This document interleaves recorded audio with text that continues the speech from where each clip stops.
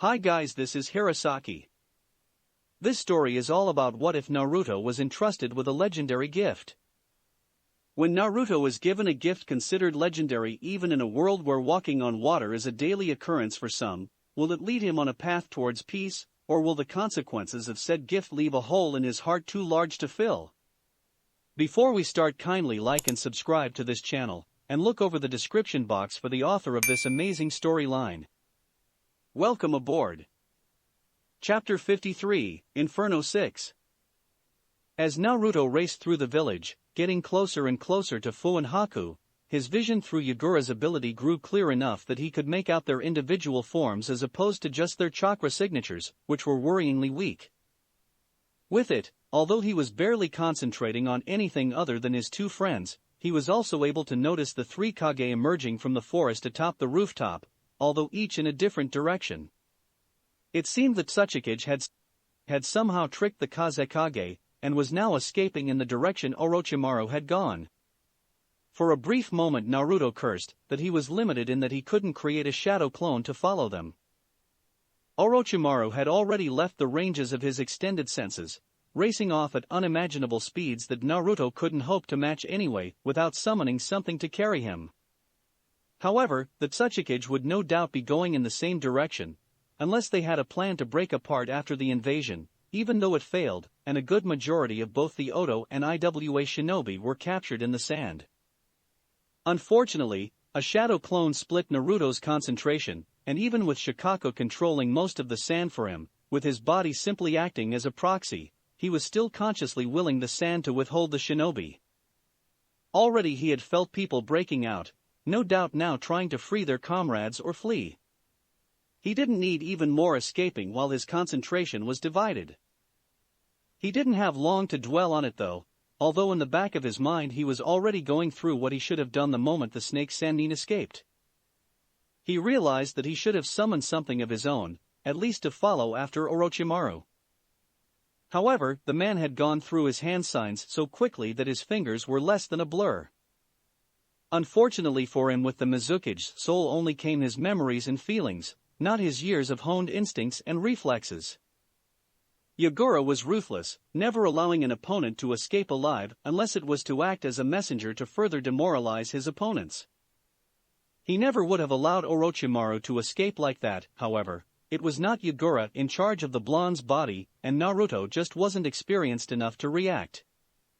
It was useless now though. He didn't want to stop out of worry for his friends, and he couldn't summon while running like this. In the end though, he just had to leave it to the Kazekage and Hokage to deal with. As long as the Tsuchikage was not killing anybody, he couldn't be further down Naruto's list of concerns when compared to his friends. He finally reached the area they had been fighting in, immediately noticing the damage caused by their fight, and the residual chakra in the air that was a result of two Jinchuriki both using their tenant's potent chakra. It took him barely a moment to lock onto Haku and Fu's fading chakra signatures before he appeared inside the remains of the ruined building they had destroyed. Naruto. He looked around, spotting Haku just managing to keep his eyes open as a soft smile found its way onto the ice user's tired features. It didn't last long though, as the boy's depleted energy finally seemed to run out, his body slumping uselessly to the side, right next to where Fu was lying in a similar fashion. Naruto managed a fleeting smile as he walked over. By all rights Haku should have been unconscious well before now, but it was his tenacious will that allowed him to stay awake long enough for him to be sure Fu was going to be safe. With his Rinnegan, Naruto could easily see just how drained the both of them were, their chakra reserves much lower than what any self-respecting medical ninja would deem healthy or even safe. However, that didn't seem to be the extent of their injuries. Fu sported more than a few nasty burns across her body, no doubts from overuse of her biju's virulent chakra, although he knew those would fade relatively quickly with the girl's advanced healing. Haku on the other hand wasn't so lucky, and the red, blotchy skin on his hands wouldn't be fading any time in the near future. It was a classic sign of Tenketsu overload, and it made Naruto wonder just what kind of opponent the two had been fighting to push them so far. He got his answer quickly though, as he finally took notice of the third chakra signature in the room, buried beneath a good deal of his sand at the center of an oddly formed crater.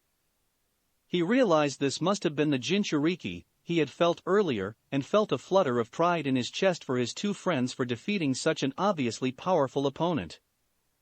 It passed though as he walked towards the sand cocoon, a frown marring his features. This man had fought his friends, potentially killing them if they weren't as strong as they were. Naruto felt very strangely about that, especially when he took into consideration the man was a Jinchuriki. On one hand he felt as though he should be vengeful, like he should dislike or actively hate the man who had hurt two of his closest friends. However, he just wasn't like that. His friends were alive, and would be perfectly fine after some time to recover. Plus, this man was like him. There was no telling what his life had been like due to the burden placed on him. In a way Naruto wanted to understand, to better know the man before he came to any kind of conclusion. No matter how tempting it was to jump to conclusions just so he could react in some way. His hand hesitated over the sand. He was unconscious. It would be very easy to extract the man's bijou right now, take away the power he had used to harm his friends and would have used to harm the shinobi of this village. However, Naruto had grown up. Years ago, he had removed Matatabi from Yujito because he thought it was the right thing to do.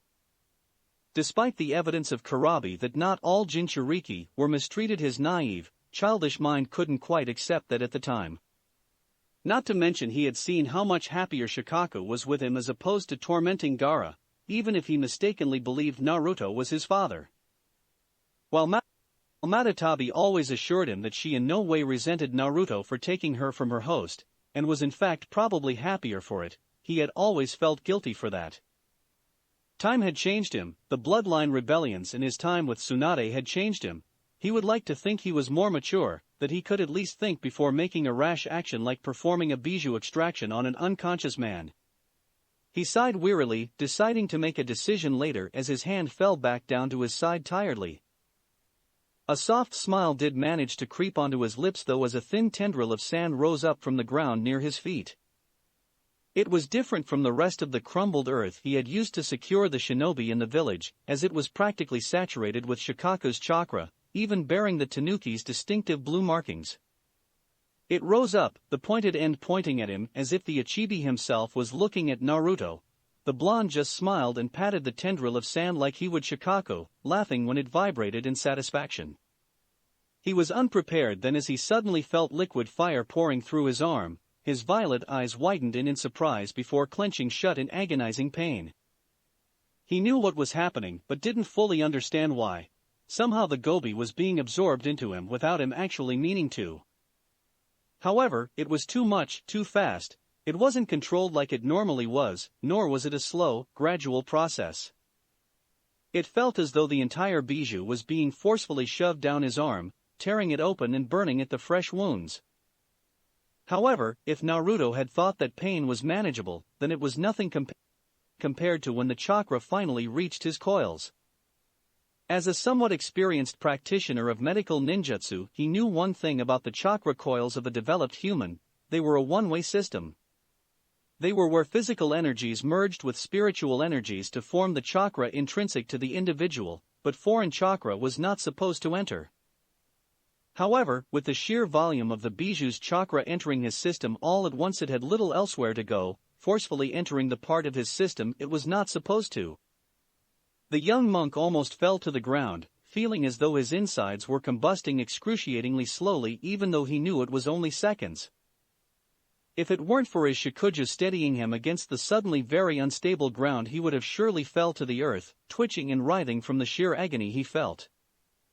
The worst part was that the thin strand of sand still held firm to his hand, continuously pumping him with the five tails poisonous chakra, even as his body begged for release from the burning that was tearing apart his body from the inside. Then, as if a jug had been emptied and had nothing left to give, the pain abated, the seal finally activated, absorbing the copious quantities of the foreign chakra and locking it away deep within its confines. As much good that did Naruto though. He stood there, half leaning on his staff and half clutching it to prevent himself from simply keeling over. Everywhere hurt, from his skin that prickled like there was some residual electrical current running across his body, to his insides that felt like a slowly cooling meal after having just been cooked.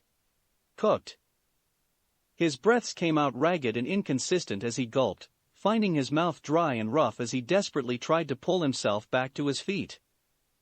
He couldn't afford this now. Already he could feel people approaching the trio, even as the lingering effects of the Gobi's chakra lay havoc on his delicate chakra system. He was sure the seal looked like a wreck right now, probably a mess of broken pipes and leaking, corrosive liquid. However, he had to be strong, he had to get his friends away from here before. Dynamic entry. One of the tenuously standing walls of the already thoroughly destroyed building completely caved in, releasing a cloud of dust as a hazy silhouette burst in. Naruto actually found his eyesight to be slightly blurry as he had to blink just to get a clear image. He quickly realized that it was because there were tears in his eyes which he frantically wiped away. At the same moment he stood up straight, finding a new surge of energy against the protests of his tired, burning body. He would protect his friends. Guy, I really don't think that was necessary, there was a hole in the wall just over here. The smoke and dust abated enough for Naruto to make out two figures, one proudly standing against the hole he had created and the other slouched near one that had been created in the fight between Han and Fu. Never mind that, my hip friend, we are here to apprehend the unyouthful fiend that holds our village hostage. Naruto narrowed his eyes at that. He wasn't holding the village hostage, he was simply preventing any of the shinobi from fighting and pointlessly throwing away their lives. However, he remained silent, using the opportunity to gather together as much of his erratic chakra as he could. In his state he wouldn't last much longer, and he couldn't afford to leave Fu and Haku unprotected. He's also holding the Iwa and Oto shinobi as well, you know. The lazy drawl of the first man's friend cut through the still air as the last of the airborne debris settled, revealing the two figures to the Dojutsu-bearing blonde. The first was a man wearing the traditional Jounin flak jacket of Konoha atop a one-piece green spandex suit sporting a black bowl cut and oddly large eyebrows. His friend also wore a Konoha Jounin jacket, but over the more traditional blue underclothing. His silver hair spiked upward in a gravity-defying display, while his headband fell over one eye, leaving his other eye the only thing visible on his face due to the mask he wore. Naruto was sure that if Fu was awake she could instantly recite their names, from their chakra levels, and the way they held themselves they were powerful shinobi. Unfortunately, the blonde lacked his friend's encyclopedic knowledge of the bingo books, so could immediately pull their names from thin air. He simply had to settle for the fact that in his weakened, pained condition they were threats. Hell, right now he wasn't even sure if he could manage one of his Deva Path's techniques. Just feeling the flow of chakra through his body was painful. All right, kid. It was the second man who spoke, the mysterious one with the silver hair and rather uncaring attitude. Come peacefully with us, there's no need for violence. That's what you were talking about back there, right? Peace. Naruto experimentally flexed his fingers, admirably hiding the wince that followed as pain arced through his arm, setting his nerves aflame. He stayed quiet still, hoping to buy a little more time to recover. He just hoped these men were the talkative sort. Come now, Kakashi. It's much too unyouthful to mock the boy's beliefs like that. I know you must keep to your cool and hip ways, but I personally feel that this boy was expressing himself in the springtime of his youth. Naruto grit his teeth, slowing his breathing and just focusing on the flow of his chakra through his damaged body. He did his best to ignore the inane conversation as he slowly inched his way towards Haku and Fu's still bodies. He would only get one chance at this. Really, guy? I don't think this is the time for that. I'm sure Hokage-sama will want this boy brought to him as soon as possible. Naruto winced again as his legs gave him trouble. It seemed there was no part of him left unscathed by the Gobi's violent introduction. My eternal rival speaks the truth, of course. Come now, my young blonde friend. We will go to see the Hokage and everything will be sorted out as he is a most youthful leader. Naruto again ignored the pair. Although he was thankful for their bickering, it gave him more time than he thought. However, it still seemed fruitless as his body just wasn't responding how he wanted it to, far too damaged by the Five Tails intrusion. I think our Hokage is anything but youthful at this point. He did retire once already after all. Naruto would have breathed a sigh of relief if he didn't think it would draw too much attention to him. His body was still burning, and there was still too much distance between him and his friends. Kakashi. Damn your hip attitude. How could you say such things about our Hokage-sama? Naruto cured silently in his head, hoping that these two would keep talking long enough for him to reach his friends was just asking too much. He had to improvise. How did you break out of the sand? Both Jounin turned to him, broken from their bickering that probably would have died down in a few more moments anyway. The lazy one seemed to regard the blonde with a hint of caution, his green-clad friend on the other hand. Why, with the power of my youth, of course. The man struck the most ridiculous pose Naruto had quite possibly ever seen. He didn't care though if it bought him more time to inch towards his friends. His cycloptic friend, who had been identified as Kakashi, which struck a chord with Naruto for some reason, although his pain-addled mind refused to draw any connections, simply sighed lightly. He was obviously used to this behavior. By that I guess you mean you used the gates? Guy just stuck his thumb out, giving a blinding smile that it took a great deal of Naruto's effort to ignore. By of course my hip friend, and naturally you used your Raikiri to escape our sandy bonds? Kakashi just shrugged noncommittally again, seemingly unconcerned by Naruto's presence. The two Jounin obviously thought the young blonde had nowhere to go, surrounded by a village of shinobi that were slowly freeing themselves as they spoke. Naruto wanted them to think that he was cornered with no option of escape. They probably wouldn't lower their guard as Jounin, but at least they might take their time. It was that or call Pakin, and he gets grumpy when I summon him this late in the afternoon. Guy just nodded in understanding. Naruto couldn't care less though. He had already known there were people breaking out of his sand technique. In fact, these were probably the two he had felt escape almost immediately after capturing, a testament to their skill. Why did you take so long to find me? Now Naruto was really stalling. He only needed a few more feet for this to work, and by now he was desperately struggling to keep the strain out of his voice and his posture from slumping. Thankfully Guy seemed to take the bait, even in Kakashi seemed more than cautious of him. We were attempting to help out our youthful comrades, although I must profess the sand technique you used proved difficult to deal with. But those in the springtime of their youth would prevail. Already I'm sure my students would be free in helping out their fellow leaf shinobi. He said it with a great deal of confidence, but Naruto wasn't too sure. Even in his weakened state, a genin would be no match for his sand, even when he was first learning Shikaku's abilities. Even Gaara, when he first met the lonely redhead, would have been able to deal with most genin and even chunin. That's good. Both Jounin paused as Naruto looked up, briefly captivating them with his violet, rippled eyes. It didn't seem to matter anymore if people saw, considering he had showed the entire village. Using so much of Shikaku's chakra had actually given him faint, temporary rings around both of his eyes, but he didn't know that. It somehow added to the general mystique of his appearance. You treasure your comrades, your friends, and precious people. The blonde sighed as he began circulating chakra through his body again, visibly wincing from the pain of the action. In that way I hope you understand why I do this, for my friends. His eyes snapped open as the innermost rings of his Rinnegan briefly bulged outwards. Shinra Tensei.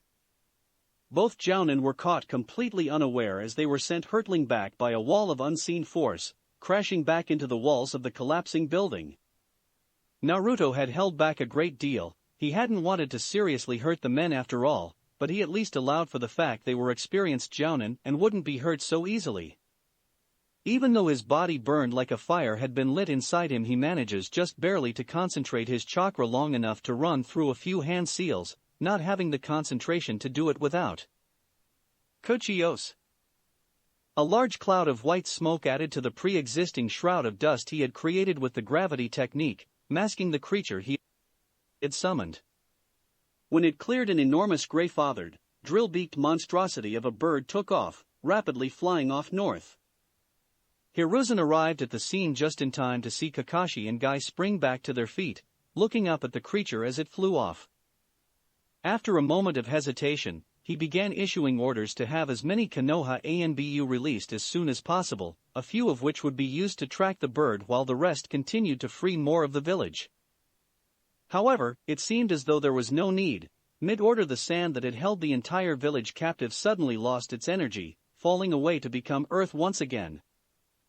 The released ninja all breathed a sigh of relief after coming so close to being mercilessly crushed, not knowing Naruto would never resort to such measures.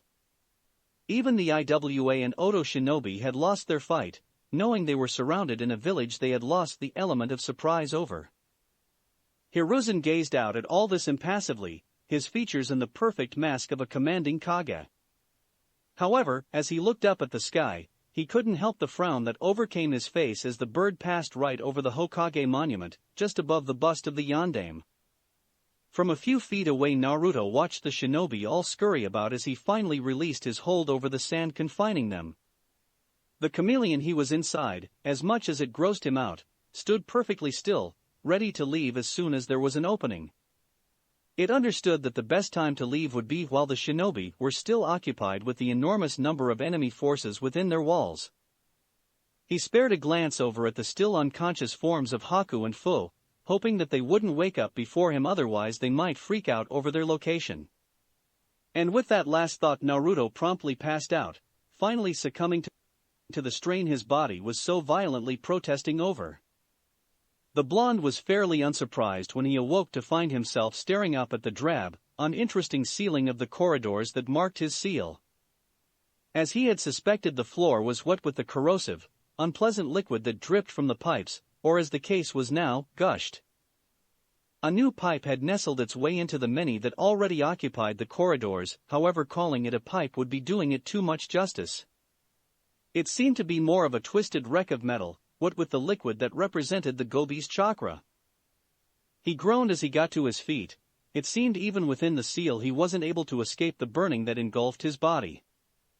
However, it thankfully had died down to an uncomfortable, but tolerable ache throughout his being.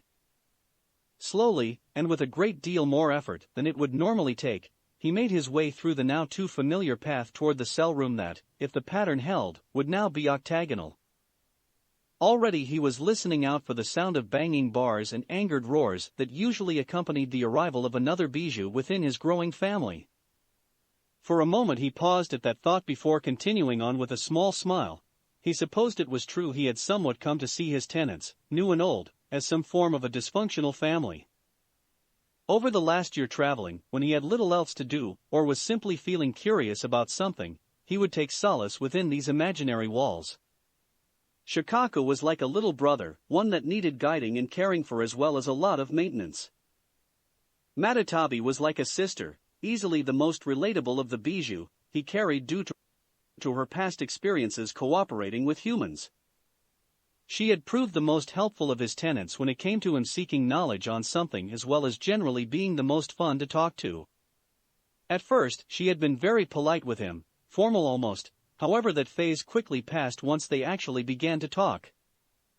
Now, he saw her for what she really was, a playful, if not slightly mischievous cat that saw all the time she had to spare as a challenge to alleviate boredom whenever she could.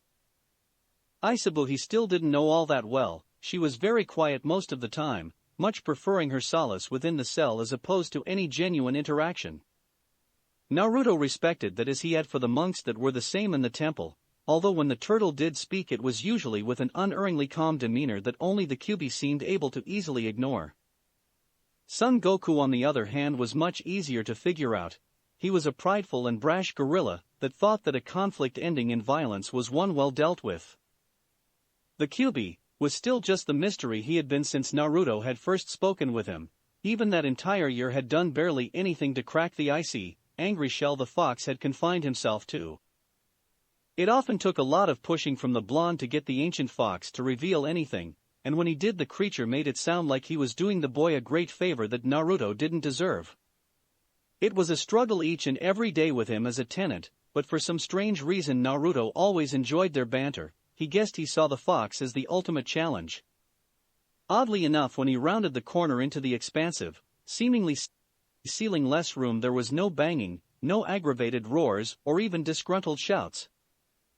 In fact, he was slightly unnerved by how unnaturally quiet it seemed, especially considering Shikaku hadn't loudly announced his arrival like usual. Although it quickly became apparent why when he spotted the enormous tanuki quietly snoring in his cell, probably tired out from what Naruto had him doing for so long. The other bijou were just as quiet though, which was also highly strange. Matatabi was looking at him with concern while Isabu had retreated back into the darkness of her cell. Well, maybe that wasn't too strange. Even the Kyuubi was simply watching him carefully with one large red eye, his pupils sparkling with interest. Amusement? Condescension? It was hard to tell with the ancient fox, but there was obviously something the kitsune found interesting, if he had actually bothered to look up. Recently the Kyuubi had taken to a policy of ignoring Naruto as much as possible. It was nicer than the outright loathing from before, but it made it more difficult to talk with him. So, you are the one that removed me from Han. Finally, Naruto took notice of the newest addition to the seal, taking up the cell between Son Goku's and the Kyuubi's. He wasn't quite sure what to make of the gobi, literally, he wasn't even sure what the creature was supposed to be. It had the body of a large white stallion obviously, however, the head was sleeker, bearing a larger, slightly protruding lower jaw. It had white fur, maybe, it was difficult to tell if it was fur or something else from this distance. It also had 4 symmetrical horns atop its head, looking as though they had been slicked back to match the general shape of the bijou's head. If the blonde had to guess, he would say the beast was some combination of a horse and a dolphin, making it the Gobi no Irakama. I'm Naruto Uzumaki. Naruto winced at how weak he sounded right now, however the pain hadn't simply vanished, it still burned in his body, reminding him of what awaited him when he woke up. The gobi simply observed him though, lowering its head to gaze at the monk with its large, piercing blue eyes. Why is it you bear a striking resemblance to the sage? Despite being phrased as such, it really wasn't a question, more of a demand, even though the Five Tails managed to speak with a perfectly level, if not slightly cold tone. Not only that, but you bear the Rinnegan. What mockery is this? Why have I been brought here? The gobi looked up, glancing around at the other cells, occupied with the majority of his fellow bijou. He could even feel the presence of Chome even if he couldn't see her, which meant the Hachibi and Rokubi were the only ones not present. It's true I possess the Rinnegan, and I am a monk like I'm told the sage was before me, but I can't say how you ended up here. I had no intention of transferring you to my body. The gaze of the dolphin horse quickly found its way back to the monk as its head lowered again, however, it never went as low as to place Naruto on the same level. It took another calculating look before huffing loudly, reminding Naruto of the dismissive nature of the Kyuubi. You speak above your great human. You are all the same, conceited, selfish and treacherous. Just because you possess eyes that bear a passing resemblance to that of our father speaks nothing to me. The gobi looked up, glancing around at its fellow bijou with those same narrowed eyes before they finally fell on the Kyuubi. What is it this child speaks of Ku-dash? Everybody in the room, bijou included, was made silent as all at once the Kyuubi slammed all of its tails into the ground, cutting the gobi off before it could finish with a tremendous crash. His murderous red eyes captivated the Five Tails with the intensity of his seething glare. Don't you dare speak my name, you insolent colt. It seems that time away from me has only rendered your abilities to sense the superiority of others as useless as the rest of you. The Kyuubi spoke with a low, menacing growl that carried across far more of his hatred and loathing than any rage-filled shout ever could. Successfully cowed, the gobi backed away from that intense glare, head lowered in submission as the larger and far more powerful Kyuubi made his dominance known. The bijou may not have appreciated the Nine-Tails' sense of superiority, but they could not argue it wasn't well-founded. As for why you are here, the insane dog over there became overzealous in his effort to please his father. The Kyuubi couldn't have kept the conceit out of his voice if he had bothered to try, practically coating the word in sarcasm and disgust. The fool of a boy allowed the tanuki free rein within his sand, giving him access to what he calls the Preta path. No doubt the bloated sand dune thought he was being helpful. The fox snorted loudly at that, but seemed to be done for the meantime as he rested his head down on his paws, this time not even deigning to watch as he closed his large eyes. Naruto had almost missed the tail end of their conversation though. The pain in his body had grown steadily worse throughout the entire conversation, and right now it was reaching an unholy crescendo. Blood pumped loudly through his ears, and he could practically feel his skin bursting into flames spontaneously. Even as the enormous dolphin horse turned to look at him, its head significantly lower from the verbal thrashing from the QB, he was struggling to stand straight. This change is nothing human, any resemblance to the sage is nothing, you are not him, and I will not be cowed by the likes of a filthy human. Naruto couldn't even reply. He felt the pain reach new heights through his body before everything went black again. Chapter 54, Perspective 2. Naruto didn't even bother to groan as he languidly managed to lift his aching body up into a sitting position. He was in too much pain to bother. The first thing he noticed was the gentle breeze blowing through his hair. Luckily, it was the good kind, not caused by the slow breathing of a large chameleon summon. Blearily, and with a great deal of hesitancy, he managed to open his eyes, wary in case he needed to slam them shut again.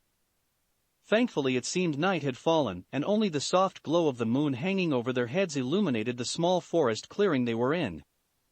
For a moment he was worried about how long they had been left here in case any shinobi patrols of wherever they were decided to show up.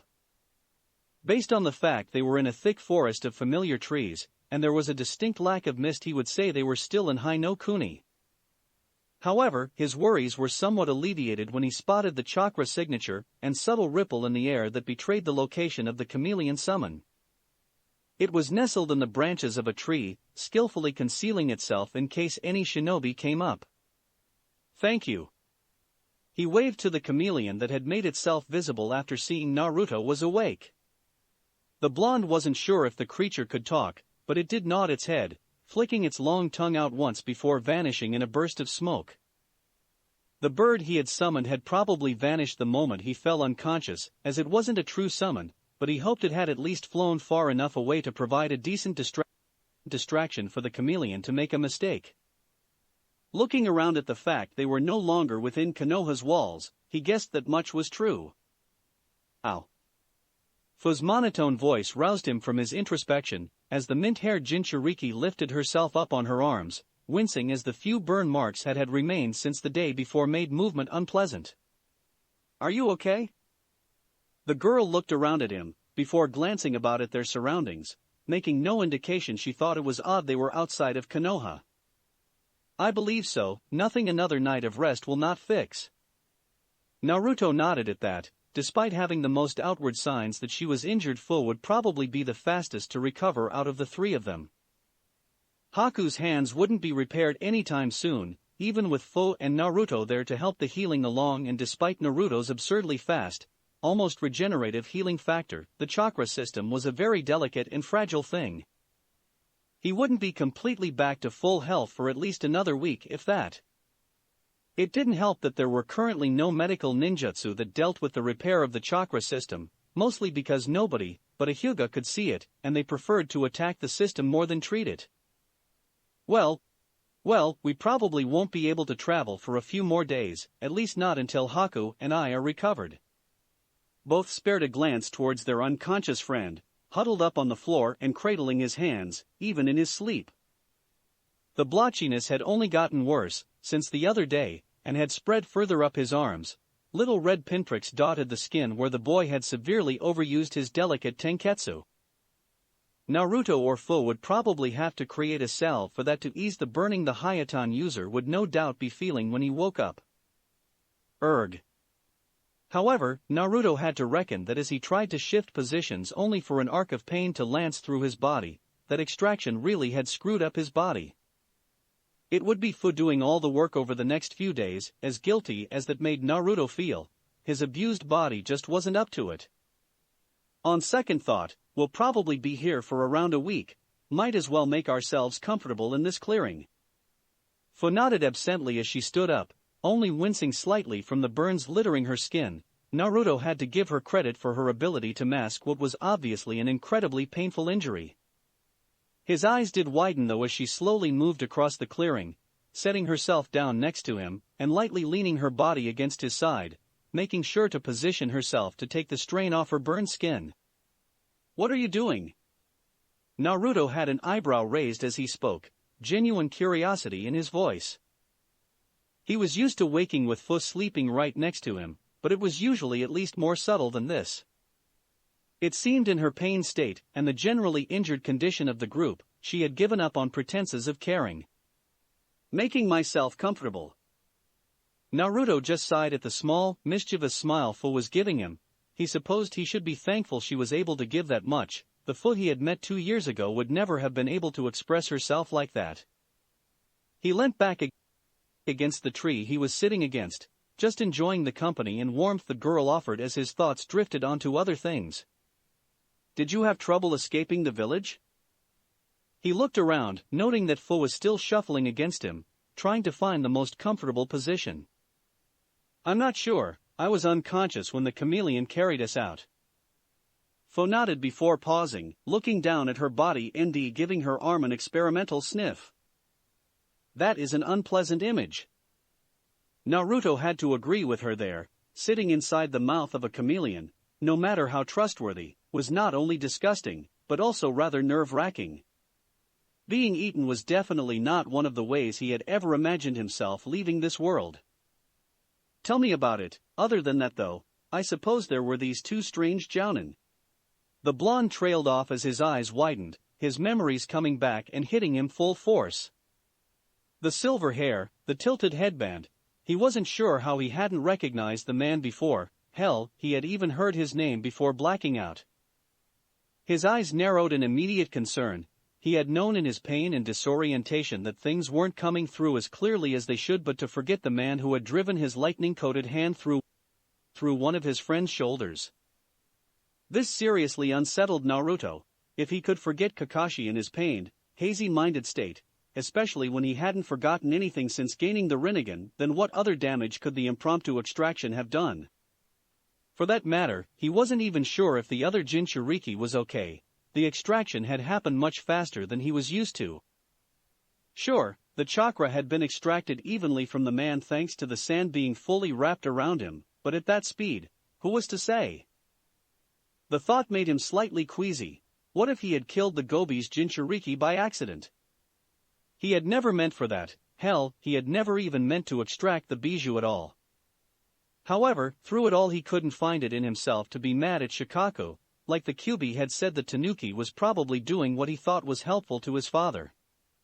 He sighed wearily. He didn't have the answers and might never get them, but that didn't make the knowledge rest any easier in the back of his mind. It was at that moment he realized Fu was looking up at him, watching him curiously with her sharp orange eyes. What is it? The girl looked down, obviously embarrassed at getting caught staring while Naruto was so obviously lost in his own thoughts. However, she was still Fu, and not even a hint of a blush managed to creep onto her tan skin. I've never seen you injured like this before. The blonde blinked at that, his eyes looking past the girl to his side as he thought about it. His expression shifted into one of surprise when he realized Fu was right. He really hadn't ever been that injured or even sick around her before, even during the civil war in Mizu no Kuni. In fact, for as long as he could remember, he had never actually been as badly injured or hurt as he was now. It makes you seem more human. Naruto blinked in surprise at that as well. I don't seem human to you? His voice was tinged with amusement, but Fu looked down again, frowning. Obviously that hadn't come out quite the way she meant it. You do, it's just, for as long as I've known you. She shook her head slowly. Ever since you saved me from Takigakure, you always seemed so invincible. She looked up, surprising Naruto with the emotion in her eyes. He rarely ever saw her like this. It's different. Naruto raised an eyebrow at that as Fu once again looked away, losing her nerve as she was unable to meet his eye. Different, good? Fu coughed into her hand lightly, shifting her body off of Naruto and standing up. I should go and gather the herbs for Haku's salve, otherwise he will be in a lot of pain when he wakes up. Naruto nodded slowly, intrigued by what Fu seemed to be trying to say, but willing to let her come to terms with it in her own time. All right, don't go too far. The green-haired girl offered a brief smile before walking off. leaving Naruto alone with Haku's still unconscious body. He sighed momentarily, wondering how other people dealt with confusing moments such as these. "Hey Temari, are you okay?" The ponytailed blonde looked up from where she had been absently staring at the road in front of them. The entire Suna delegation from the Chunin exams was making their way back towards their village. It was slow going though, as many were shaken from what had happened in Konoha. It was Matsuri that had spoken, the younger girl walking beside her with concern in her eyes. Yeah, why?" The brunette didn't seem so convinced as he features switched to a more stern look. "If it's about what happened back there, Temari." The blonde looked up, just a hint of misdirected anger leaking through her frustrated features.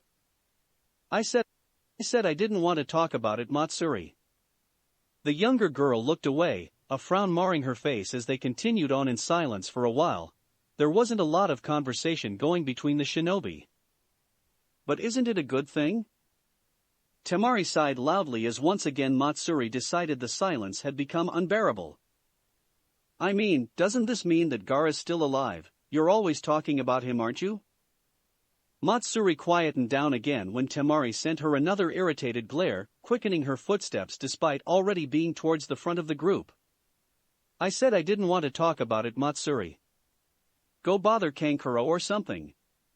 The brown-haired girl sighed as she watched her friend and teammate walk off. She was just about old enough to remember Gaara, the scary boy that controlled the sand and wouldn't let other kids near him. She had always wondered if he was lonely, growing up like that and pushing everybody away. She had to admit that back there, trapped in all that sand like the rest of the shinobi, she was terrified. She had wondered with every breath if it would be her last.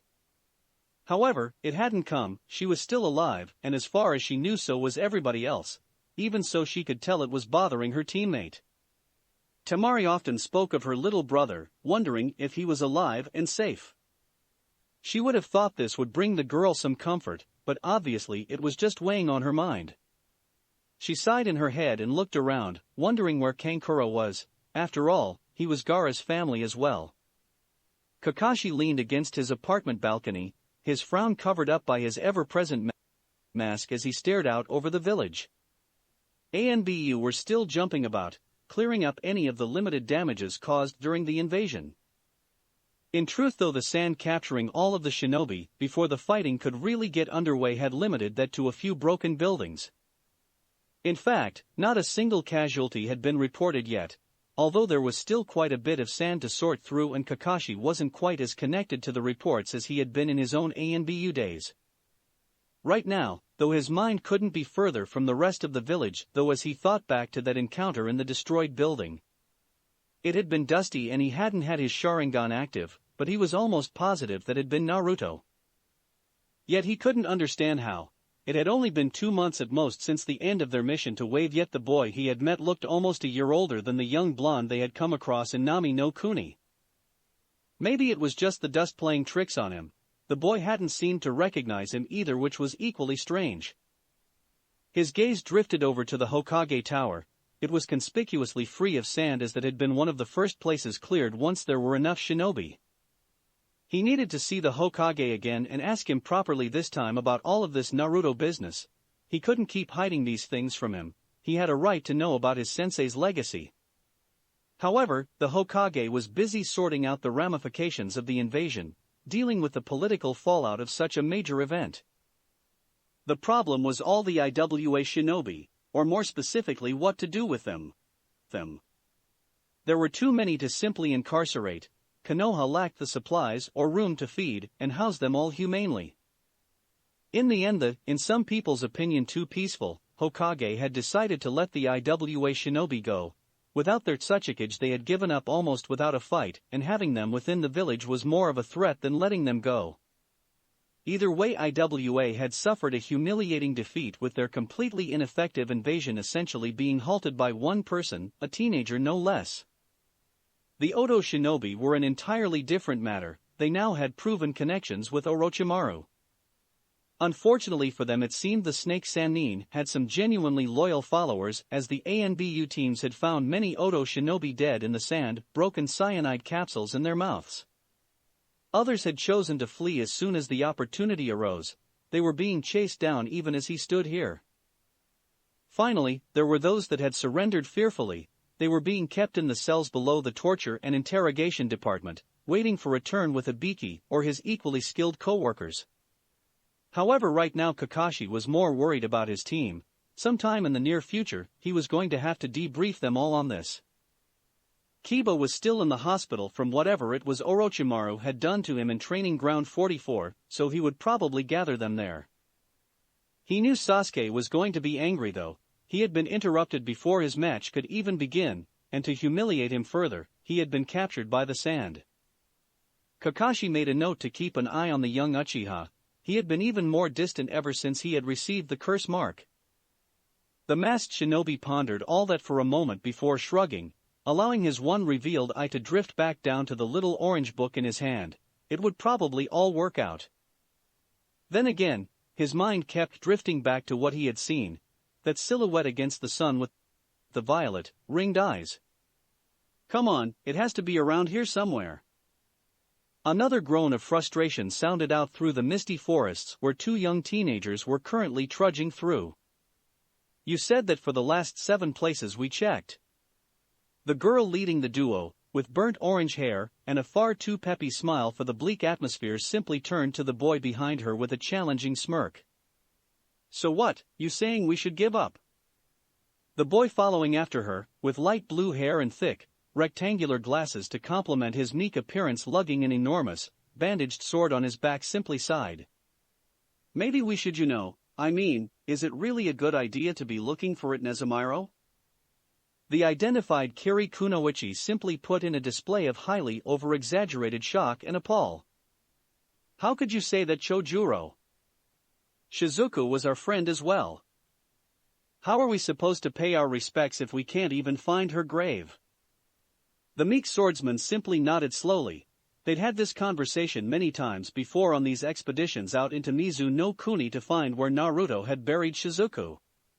Maybe Naruto didn't want it to be found? The bubble girl simply huffed dramatically as she turned on her heel, marching off again into the mist.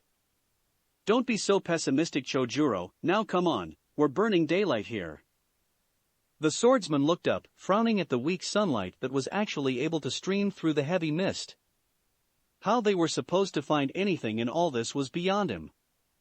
You know we're only out here because Mei-sama is your aunt, otherwise, we would be helping with Kiri's reconstruction. His response was for Nezumaru to poke her tongue out at him childishly, although how anything that girl did could be called childish when everything she did was childish was also beyond him. Yeah, well, there's perks to being related to the Mizukage. Now hush up, you said you would help me with this, and I said I would help you track down the rest of the 7 swords. Chojuro was about to protest, but another gleaming grin from Nezumaru had the words dying on the end of his tongue. Yeah, okay, Nezumaru.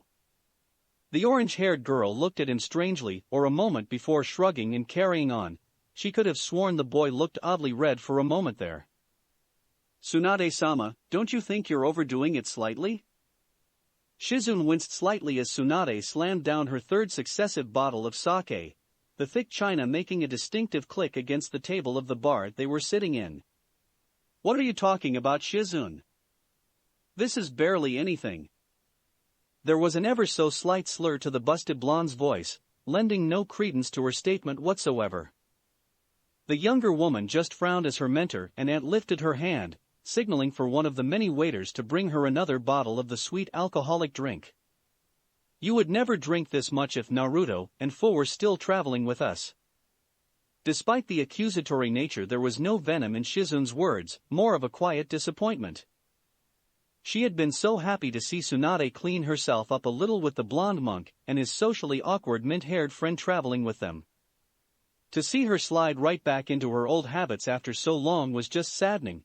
For a few months Shizune had the aunt she remembered from back when her Uncle Dan was still alive, the assertive, powerful Kunoichi that had inspired her to become a medical nin. Yeah, well, Naruto and Fu aren't here right now, are they? Despite meaning for it to come out harshly, the blonde was surprised when she simply sounded tired. It's okay to admit you missed them, Tsunade-sama, I missed them both. The last Senju huffed indignantly at that, refusing to believe she had actually become so attached to the annoying little gaki that had incessantly bugged her for the last year, a year of her life she would never get back, mind you. I don't miss them. The older woman slumped forward dismissively, much to the joy of many of the bar's male patrons as the ample breasts pressed up against the table alluringly. However, an icy glare from the slug Sannin had them immediately averting their eyes. With an irritated frown she grumbled incoherently to herself. Men would leer nearly so much when the two teens were traveling with them, men tended to think she was a single mother, and that put them right off. With a small groan she realized what she had just been thinking and slumped forward even further in the booth. Oh, damn it, I miss them, don't I? Shizen smiled encouragingly at her mentor, getting up out of her chair and sitting down next to her in the booth, Taunton oinking comfortingly from her arms, comforting for a pig anyway. Do you want to talk about it, Shirsho? The older blonde looked up pitifully, for once at least somewhat looking her age. However, after a moment it had passed, and a new fire was lit in her eyes, one that Shizen knew all too well. Ah damn, well if I'm going to be getting into all this touchy-feely crap, I'm going to need a lot more sake. Barman, where's my drink? Shizen sunk back into her seat at that, desperately trying to pretend she didn't exist as Tsunade's overly loud and drunken shout reverberated throughout the entire bar. Beside her Taunton rubbed her nose against Shizen's side, giving her a small oink of understanding that somehow didn't help all that much. Kabuto stood alert atop one of the few salvageable buildings in the district where the two Jinchuriki had fought it out. He couldn't believe his luck that Naruto's distraction, in the form of his sand, had actually allowed him to maintain his cover as a Konoha shinobi. He was sure Orochimaru would be pleased, especially as he was one of the Sanin's best spies in the village. Sure, Ibiki seemed to be suspicious of him, but that was nothing a few months of lying low wouldn't fix. Although he had to admit that it was rather embarrassing to have been caught in the sand, he would have to look into that. After all, he had, though the Ichibi container was the only one with those abilities. Right now, he was doing his duty as a medical ninja, which meant being on standby if any of the ANBU found somebody injured. It had been pretty quiet so far though. However, not even as he was thinking that a cat-masked ANBU with long purple hair called him over to one of the more wrecked buildings that were a part of the fight. He was shown into a room that was practically submerged in sand. At the center were two ANBU pulling a giant of a man dressed in beat-up red armor that Kabuto immediately recognized. In what condition was he found in? He masked his recognition by switching over to a more professional attitude, swiftly striding over to the man as his hand lit up with green chakra. He was buried underneath the sand, but was still breathing somehow. He's unresponsive. The Odo spy nodded as he began running the standard scans over the Gobi Jinchuriki, glad that he was the first one called here. However, an eyebrow rose when he realized that wasn't quite correct anymore, his hand lingering just a moment longer over Han's stomach. It's a case of severe chakra depletion. His tenketsu in many areas are burned out, but he should recover given time. That was underestimating the situation. It was a miracle the man had survived given the minimum chakra he was operating on. However, as the man was carried off by two ANBU and Kabuto walked away, a sky smile crept over his face. Orochimaru would find this very interesting indeed. The only thing that interrupted the oppressive silence that permeated the dank, dark cave was the slow, rhythmic dripping of water from stalactites. However, a new sound ripped through the stillness as one by one, 7 figures appeared as if out of thin air. Their forms were indistinct and fuzzy, only their outlines and eyes actually visible in the darkness of the lone cave. Each wore the same cloak, although any colors or patterns were lost in the inky monotone of the technique that had summoned them there. For a few moments they all stood in silence, awaiting the presence of their leader to begin things. However, that quickly grew too long for one of them. Well, isn't this fucking boring? I could be out slaughtering heathens, but no, Leader Sama has me in here, surrounded by you assholes, and making me wait all day. 6 sets of eyes glared at the loud man, only identifiable by the large, 3-bladed scythe he had slung over his back. One of the figures in particular, with odd green eyes surrounded by distinct red sclera, glared hard enough that one might fear he would burn through the man with his gaze alone. "Quiet, you religious ingrate, you're lucky I can't kill you, or I would have already turned in your useless head to the bounty offices. Although I suppose that wouldn't atop you rambling about your idiotic religion." The man with the scythe just huffed and crossed his arms over his chest, sending an equally scathing glare at the green-eyed man. "You'll get yours, heathen. Any who blaspheme against the word of Jashin will bathe in the ecstasy of pain, especially you, who only cares about money." The man seemed satisfied at that, knowing that attacking his partner would only end badly. After all, he was the one who stitched him together again after particularly bloody encounters, not that it wouldn't happen on its own eventually. "And why wouldn't I care about money? Money is everything in this life, without it no man could do anything." The first man just glared again, knowing that here, where none of them had a corporeal form, it was all he could do. "What would you even do with money anyway? You're a fucking missing neen." The green-eyed man returned the gesture by crossing his arms and simply raising a brow. "Wealth is not about spending money, but having it." The scythe wielder is about to retort when an eighth figure appeared in the room, separated from the rest by his distinctive eyes, his distinctive steel-gray, rippled eyes. "Quiet hidin', Kakuzu. I care little for your petty squabbles outside of these meetings, but we have more important things to discuss." His voice was deep and commanding, instantly capturing and holding the attention of those in the room. His steady, unwavering gaze drifted around the assembled members before narrowing in satisfaction. "We are all here then." One of the other silhouetted men, one of the taller in the room with beady black eyes, and a large object strapped to his back wrapped in what appeared to be bandages, cleared his throat. "Will Konan-sama not be joining us today, Leader-sama?" The rippled eyes of the organization's leader instantly flickered to the large man, easily one of the more powerful members of the organization. "The whereabouts of my lieutenant are none of your concern, Kisame Hashigake." Kisame looked down, looking somewhat disappointed at that. The leader ignored that though as his gaze moved to one of the stranger silhouettes, a hunched-over man that looked more like a turtle in a cloak than a human being. "Sasori, what is the status of the Ichibi?" The named puppeteer cleared his throat loudly as his cumbersome body shifted underneath his cloak. "Despite my spy's best attempts, the Ichibi container has been difficult to track down since leaving Sunagakure. He has constantly kept on the move in those 3 years, and it is only recently I have managed to get a good idea where he is hiding. A few of my agents report somebody using Sanjutsu in Ta no Kuni." The leader nodded slowly, absorbing the information. The Ichibi leaving Sunagakure had not been expected, but it was good they had not lost him completely. "Find him, and this time, don't lose him." The man's deep, monotone voice had a tone of finality to it as he turned to the two that had been bickering to begin with. "And what news of the Nibi?" The two members of the organization spared a glance before the taller one spoke. "As far as we know, she is still within Kumo's walls. Many of the bounty offices say they have clients complaining of a blonde-haired woman stealing all the missing neen like she's on some kind of purge. I'm sure it's her." Again, there was a simply nod of acknowledgement from the man with rippled eyes. "The Sanbai will still be regenerating after losing its host. That will be no issue for Itachi to subjugate when our plans begin in 3 years' time, will it?" His gaze turned to the only other Dojutsu bearer in the small organization.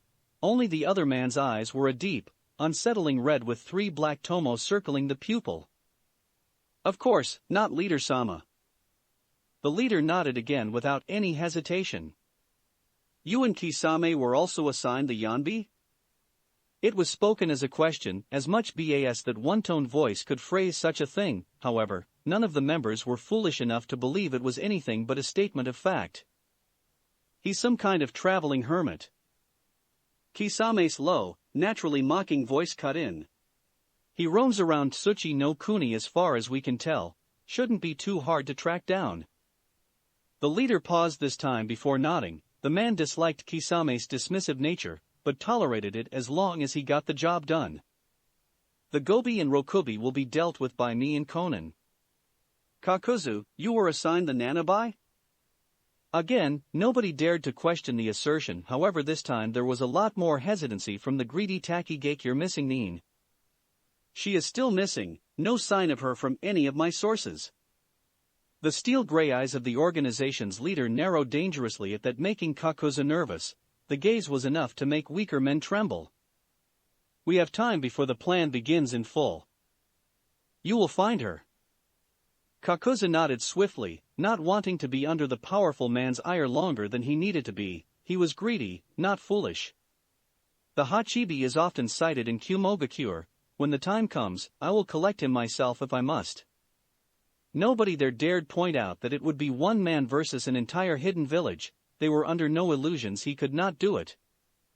Then I guess that leaves us, right, Leader-sama? After all, you wouldn't trust anybody else with the most important of the 9, would you?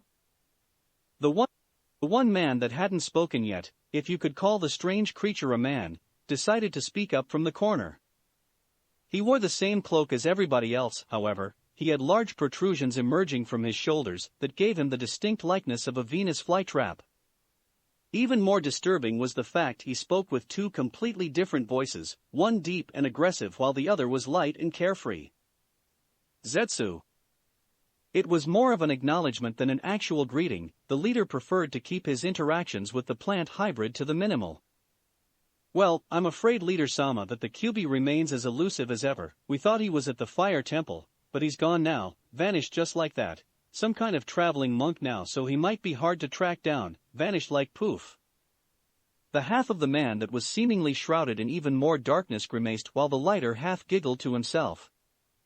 The leader didn't frown at the information, not betraying his irritation at the news that not one, but 3 of the Jinchuriki were completely unaccounted for.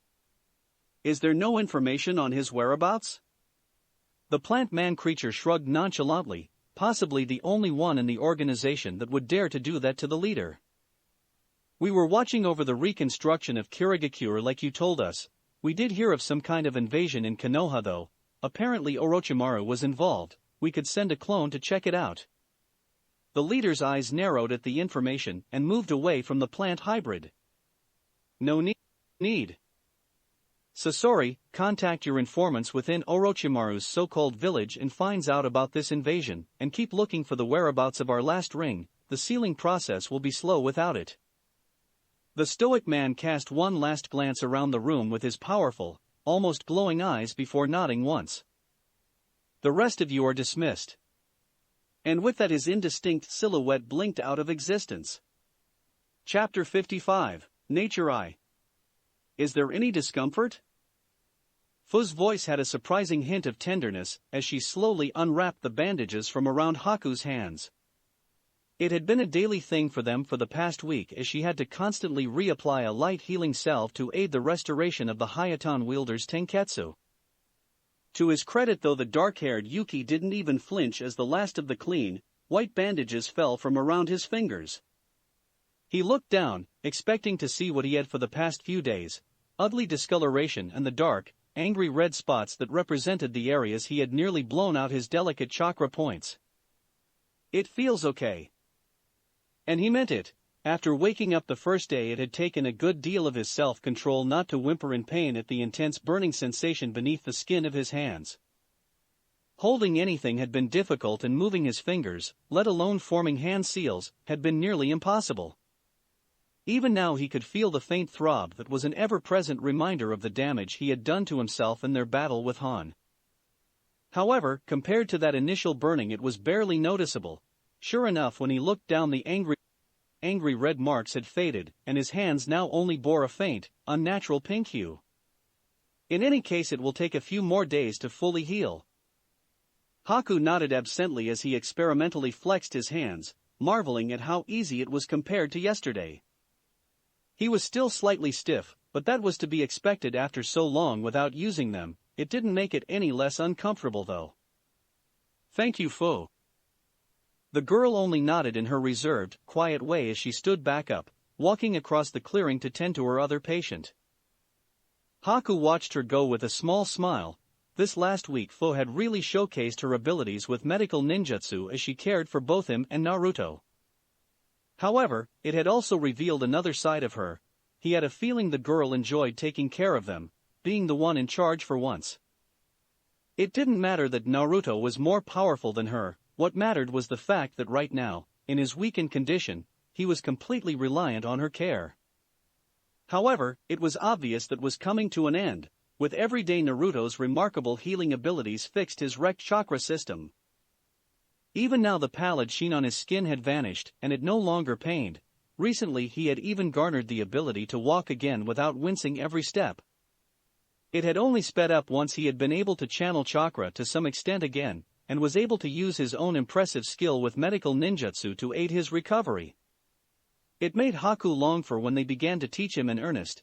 He wished to heal people like they could. "How are you feeling?" Fu blinked in surprise when a moment passed and Naruto didn't answer. He was sat against a tree, staring off into the forest with a far-off expression.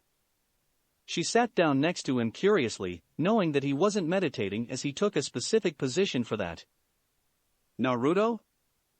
The young monk blinked suddenly as he looked around, as if he genuinely hadn't noticed Fu's approach. She understood it must be quite disconcerting for him to be so injured. He was probably so used to his extended range of vision through the water and the air that going without it made him feel blind. "Oh sorry, I was thinking about something." Fu smiled lightly. It had been amazing how much the two of them had spoken over the past week. It wasn't about anything in particular, but with little else to do as the two boys recovered, talking was the only thing they could do.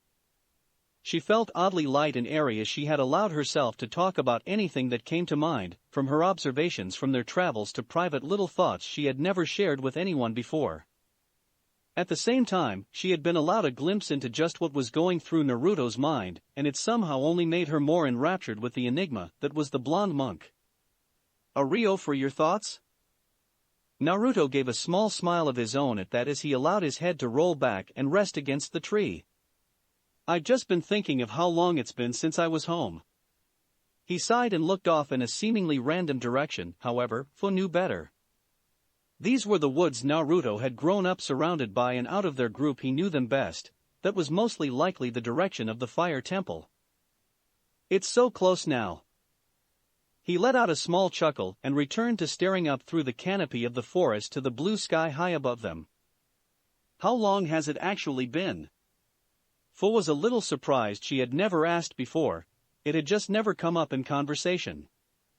All she knew was that Shizuku had been traveling with him for longer than her, and before that he had briefly traveled alone. Naruto looked down and thought. There had been the months in Suna, the time traveling through the smaller countries where he met Shizuku and Fu, the months they spent in Kumogakure, their time in Mizu no Kuni aiding the resistance, and the year spent traveling with Tsunade. He was 13 now, nearing his 14th birthday. He had left when he was only 11. Around 2.5 years. Fu actually widened her eyes in surprise. While it was true, she had never really had a place she could definitively call her home, at least in the sentimental sense of the word, but she at least had an approximation of the feeling traveling with Naruto. To be apart from that for such a time was a hard concept for her to think about. That must be difficult. Naruto nodded slowly, his expression becoming distant again. "Why not go back?" One of his eyebrows rose in surprise as Fu blinked at her own statement. She wasn't sure why she had said that. She wasn't entirely sure what would happen if Naruto returned to the Fire Temple. Would he stay? Would Fu be allowed to stay with him? Once again, she realized how little she actually knew of Naruto's life before he set out on his pilgrimage. After all, it was what came after he started that was more important to her. "I don't even know. I suppose there's nothing saying monks can't return before their journey is over." He sighed lightly as he fell forward, resting his arms on his knees to look at the ground. "It's just, I don't feel like I've accomplished what I set out to do. How can I go back knowing that?" Fu sat in silence with him for a while, only the gentle ambient noises of the forest breaking up the stillness. Even Haku didn't make a sound. He was spending his time how he always had during the past week, reading medical scrolls that Naruto and Fu still had left over from their training with Tsunade. "What was it you wanted to do?" Naruto finally looked up and simply stared at Fu for a moment. his rippled eyes meeting her orange ones. I wanted to understand chakra. Fu said nothing to that, just silently absorbing it as she most often did, however internally it had her greatly surprised. Chakra was everything in the shinobi world, it made up their lives, their professions, their amazing abilities. Yet how many of them had stopped to really think about what it was exactly that drove their impressive jutsu? Sure, they knew it was the combination of physical and spiritual energies, but there were few that didn't know just remedial information. To actually undertake the task of coming to understand such a mysterious and barely understood energy was daunting to anyone, never mind a young child only just venturing out into the world. What makes you think you haven't made progress? This was the first Fu had heard of Naruto's goal, his true goal that had driven him into the wide world in the first place. The blonde looked up, genuinely curious about what his friend meant. What do you mean? Fu smiled, catching Naruto slightly off guard with the warm expression. It was true she had opened up more in the past week, however it was rare to see her simply smile, seemingly for no reason. She leaned forward, taking Naruto's hands lightly in her own and turned them over so his palms faced up. You have mastered all 5 of the elemental natures, who else can say that? Naruto shrugged lamely, that was simply learning to do something with his chakra, not inherently understanding it, although he had come to realize that chakra could behave in any way that his will could bend it to. You created a technique that can bend light using chakra as a medium. A frown appeared on the boy's face at that. It had been a long period of trial and error to discover that chakra had that property, but in the end, he supposed he had learned something about it. I don't see. Fu surprised Naruto again by placing a finger on his lips, cutting him off as her look became intense. Normally he was the one capturing people with his powerful gaze, however right now, he couldn't tear his own away from those deep, vibrant orange orbs. You are able to create anything from nothing simply with your chakra, that alone is something nobody else in the world can say. She couldn't strictly know that to be true, but at least from what the Kyuubi had told him he knew that it was an ability exclusive to the Sage of the Six Paths, and subsequently Rinnegan users. A smile crossed Naruto's face as he pushed off the ground, standing up to his full height, feeling a little better about himself. Thanks, Fu. Her own smile brightened at that. Naruto wasn't exactly loath to hand out compliments or thanks, but it made them no less special for her to hear. She would be the first to admit that she craved acceptance and attention after her treatment in Takigakure, but even then, there was just something special about the attention Naruto gave her, something difficult for the emotionally stunted Jinchuriki to explain, even to herself. It's no problem. The blonde just let out a small chuckle before surprising her, moving in close and wrapping his arms around her smaller body in a warm, comforting embrace. No, really, I'll always be happy when you're there to pick me up out of my lowest times. The mint-haired girl had no answer for that as a blush crept along her face that she was valiantly, but fruitlessly fighting against. Luckily for her, when Naruto finally let go of her, he seemed distracted, and she was able to turn away and hide the pink staining her cheeks. We should probably start to get ready to move. Fu finally managed to get a handle on her own expression in time to look up in confusion. The group had recovered, but they were still weak. Where are we going? Naruto just turned and gave her a dazzling smile, somehow made even more radiant by the slight glow to his eyes. I feel homesick and there are some people I really want you to meet. Naruto couldn't properly express the feelings that welled up inside him as the wayward trio crested a hill only to finally spot the high walls of the fire temple through the trees. The familiar steel gates with their imposing and intricate designs standing strong against the greens and browns of the forestry. Fu walked by his side, a soft but still shrewd expression on her face as her friend's home finally came into view. Haku trailed slightly behind them. He hadn't been a part of the group for very long and for some reason he felt slightly out of place being brought here, as if he hadn't earned it yet. As they drew closer, the two gates did their job, humbling weary travelers with the enormous statues of Tengu and Yamabushi, their faces covered by intimidating Oni masks. Naruto remembered when Chiriko had first explained the normally rather intimidating statues to a much younger, more curious Naruto. They were some of the very first practitioners of Ninshu, or what would come to be called ninjutsu. It had been them that had set up the fire temple in the first place to hone their art while at the same time inviting anybody to come and learn with them, a policy the temple maintained to this day. The young monk didn't have to lay a single hand on the impeccable polished ornate door that belied its sturdiness. Nothing short of the most powerful shinobi could ever hope to breach the sealing jutsu on that auspicious gate. It simply swung open almost silently, only the heavily muffled noises of the equally large mechanisms designed to operate the gates reverberating through the surrounding walls. However, the monk that poked his head around the edge had no such reservations regarding the noise he made. Naruto?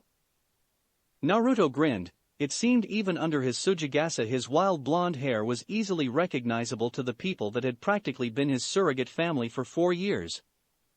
Although he had to wonder what the chance was that this particular monk had been on gate duty on this very day. Hi Sora. It's been Naruto's rippled eyes whitened slightly as he was forced to bend his body at a rather unnatural angle to move out the way of a flying fist, courtesy of his oldest friend. He was more prepared for the follow-up as a tendril of sand easily broke through the ground, acting as a barrier that Sora sunk his fist into.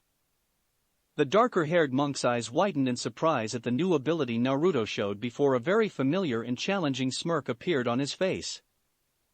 It seems you grew even stronger in your time away, Naruto. Impressively fast Sora pulled his hand out of the tightening sand, confusing Naruto as to how until he saw the thin and razor-sharp coating of wind chakra around the boy's fist. But so did I. You have no idea how long I've been waiting for this. However, before he could even move another step, the cold touch of a steel kunai found its way to his throat, making him involuntarily gulp as he looked around to see the previously ignored green-haired girl that had been standing by Naruto's side. He hadn't even seen her move. Hey, you made some new friends too, huh? He smiled weakly as Fu's cold gaze drilled into him. It was as if she were looking past him entirely, as if his existence were no harder to snuff out than it was for her to breathe. Fu, it's all right. Sora's just a little hot-headed. Just like that it was gone, the kunai, the gaze, for herself. However, this time the dark-haired monk was paying attention and managed to spot the Jinchuriki flicker back to Naruto's side. Finally allowed to breathe without the fear of slicing open his own throat, Sora managed to slap a large grin on his face as he looked across at his wayward friend. It really has been a while, Naruto. We might as well go in now. I'm pretty sure Chirika-senpai will come to check out the chakra we were throwing around. The blonde nodded with his own smile splitting his face. He might have been surprised by the unexpected welcome from Sora, but that was just Sora. He trio followed the other monk inside the gates, watching as the enormous doors swung close with a resounding and oddly comforting clang. They turned their attention to the temple itself, and Haku and Fu had to say they were impressed. However, to Naruto it was a whole different story. A multitude of warm feelings filled him as the nostalgia took hold. In reality, he supposed that 2 years really wasn't all that long in the grand scheme of things, but to finally be back gave him a sense of deep relief. Naruto, I had wondered when you would return to us. If anything, Naruto's smile managed to grow even larger as he turned to the familiar, elderly voice that had appeared behind them. Chikako Shirsho. The elderly head monk chuckled warmly as one of his favorite young students wrapped his arms around him in a quick embrace. He actually managed to raise a furry eyebrow at the fact Naruto was starting to encroach on him height-wise. You've gotten a lot taller, my boy. Naruto simply grinned at the sort of compliment as Chikako made a general sweeping motion to the main building of the temple where his study was. Come now, I'm sure you have a great many stories to tell us about your travels, so we'll all go inside and have some tea. The man smiled warmly at the 2 young teens accompanying Naruto in the squinting manner that had them realize where Naruto had gotten his patented look from. I'm sure your friends will be most comfortable with the fire temple's hospitality. A mischievous glint entered the man's narrowed eyes that anybody in the temple would have been able to recognize. I made the tea myself, you know. For some reason his gaze was firmly on Fu when he said that. Naruto just sighed, wondering why all of the people he felt he could respect in this world just happened to be closet perverts, not that he could get any evidence on his wily Shirsho. Come now, the tea's cooling. So, how did you guys meet Naruto? Sora walked between Haku and Fu as he guided them about the temple. Chikaku and Naruto were discussing something in private, and the elderly head monk had suggested taking the two on a tour. Sora was a little annoyed as he hadn't been able to see his best friend in 2 years, but if he was asked of something by the head monk he could hardly refuse, plus, he was sure he would get time with Naruto later. I have actually only recently come to know Naruto. The young monk looked around at the one he had come to know was called Haku. Normally Sora wouldn't think of himself as petty, but when he saw another guy around Naruto, he became wary. Sora had a rather isolated childhood due to what he had possessed, much like Naruto himself, and the thought of his best friend forgetting about him worried him far more than he would ever admit. He allowed me to accompany him after I lost somebody very precious to me. Sora felt a little bit of the tension drain away at that. Now that did sound like Naruto. The blonde was sometimes too caring and compassionate for his own good. What about you? Sora was still a little unnerved by the quiet girl that trailed behind them slightly. She hadn't said barely a word since entering the temple with Naruto, and so far, the only interaction between them had been her holding a kunai to his throat. From what he had seen so far, she seemed like a shinobi. Both of them did in fact. Hardly the people he would have expected Naruto to befriend. However, he trusted his friend's judgment. Naruto just had the ability to see and bring out the good in almost anybody he met given enough time. Naruto rescued me. Sora paused, expecting more. When it didn't he just smiled awkwardly and started walking again, occasionally pointing out something worth viewing in the temple. Fu just continued to walk along in silence. She had considered telling Sora about the fact she was a Jinchuriki. She knew about his previous situation from Naruto after all. However, she still didn't feel comfortable with it. She was getting better at opening up to people, but she just couldn't befriend people the way Naruto could. Her trust was more difficult to obtain. Right now, only 6 or 7 people in the world outside of her village knew that she was a Jinchuriki: Naruto, Haku, Tsunade, Shizune, Karabi and Rashi, Han too if he was still alive. She listened absently to Sora comment on various things in the temple, but her mind was elsewhere. She was worried about Naruto, or more specifically she was worried about what was going to happen between them. Would Naruto now stay in the temple? Would this be where their paths parted? Fu sincerely hoped that wasn't true. Your story fills me with happiness and sadness at the same time, Naruto. The young blonde and the much more elderly head monk were sat in his study. Naruto had finished recounting his story to the man and he had simply sat there in silence, taking it all in, before now. When I allowed you to walk out of those gates and back into the world again, I knew your travels would be eventful. However, I had never expected anything like this. Naruto just nodded slowly. He had been the one to live it, but to recount his own travels even he had to admit his story was somewhat fantastical. He had left nothing out. If there was anybody he felt he could trust unconditionally it was Chikaku. It warms my heart to see you with such strong, dependable friends, and to know you have touched the lives of so many. A kindly smile spread across his wrinkled features before it slipped away, as some of the darker moments from Naruto's tale entered his thoughts. And again, it fills it with dread knowing what you have had to go through even in your short life. Truly he believed that nobody Naruto's age should have ever had to face the things the young Rinnegan wielder had. It's okay. Naruto's voice carried none of the usually confidence he showed to others. Now that he was back home he felt no need to maintain that strong outer appearance he had been bearing for so long. If anything his voice finally started to betray the sheer exhaustion he felt from it all. As powerful as he was still only 13 years old. I've had time to come to terms with it all, even Shizuku's death. Chikaku nearly winced at that. He had felt the sheer emotion in the boy's voice when he spoke of the young girl he had found, befriended, loved and lost in the span of a year. Still, an enormous burden was placed upon your shoulders when you activated those eyes of yours. His smile returned and became as encouraging as he could manage. No matter what changed he would always remember that little half-starved boy that had wound up on their doorstep with nothing but the clothes on his back, and an inquisitive mind. I'm proud about the things you've accomplished, Naruto. His smile became a little more mischievous, more the way Naruto actually remembered the old man. Maybe later you could give me a little demonstration of your newfound abilities. Sora often speaks of when you would return so the two of you could spar. A smile of his own appeared on the blonde's face at that. It seemed Sora hadn't changed all that much in his time away. Now Naruto, if I may ask. The younger monk looked up, noting some of the playfulness had left the elderly man's voice as concern entered his eyes. It didn't seem like you felt your journey was over yet. What made you return to us so soon? Upon Naruto raising an eyebrow, the man coughed before elaborating. Not that I'm not pleased to have you back, you know.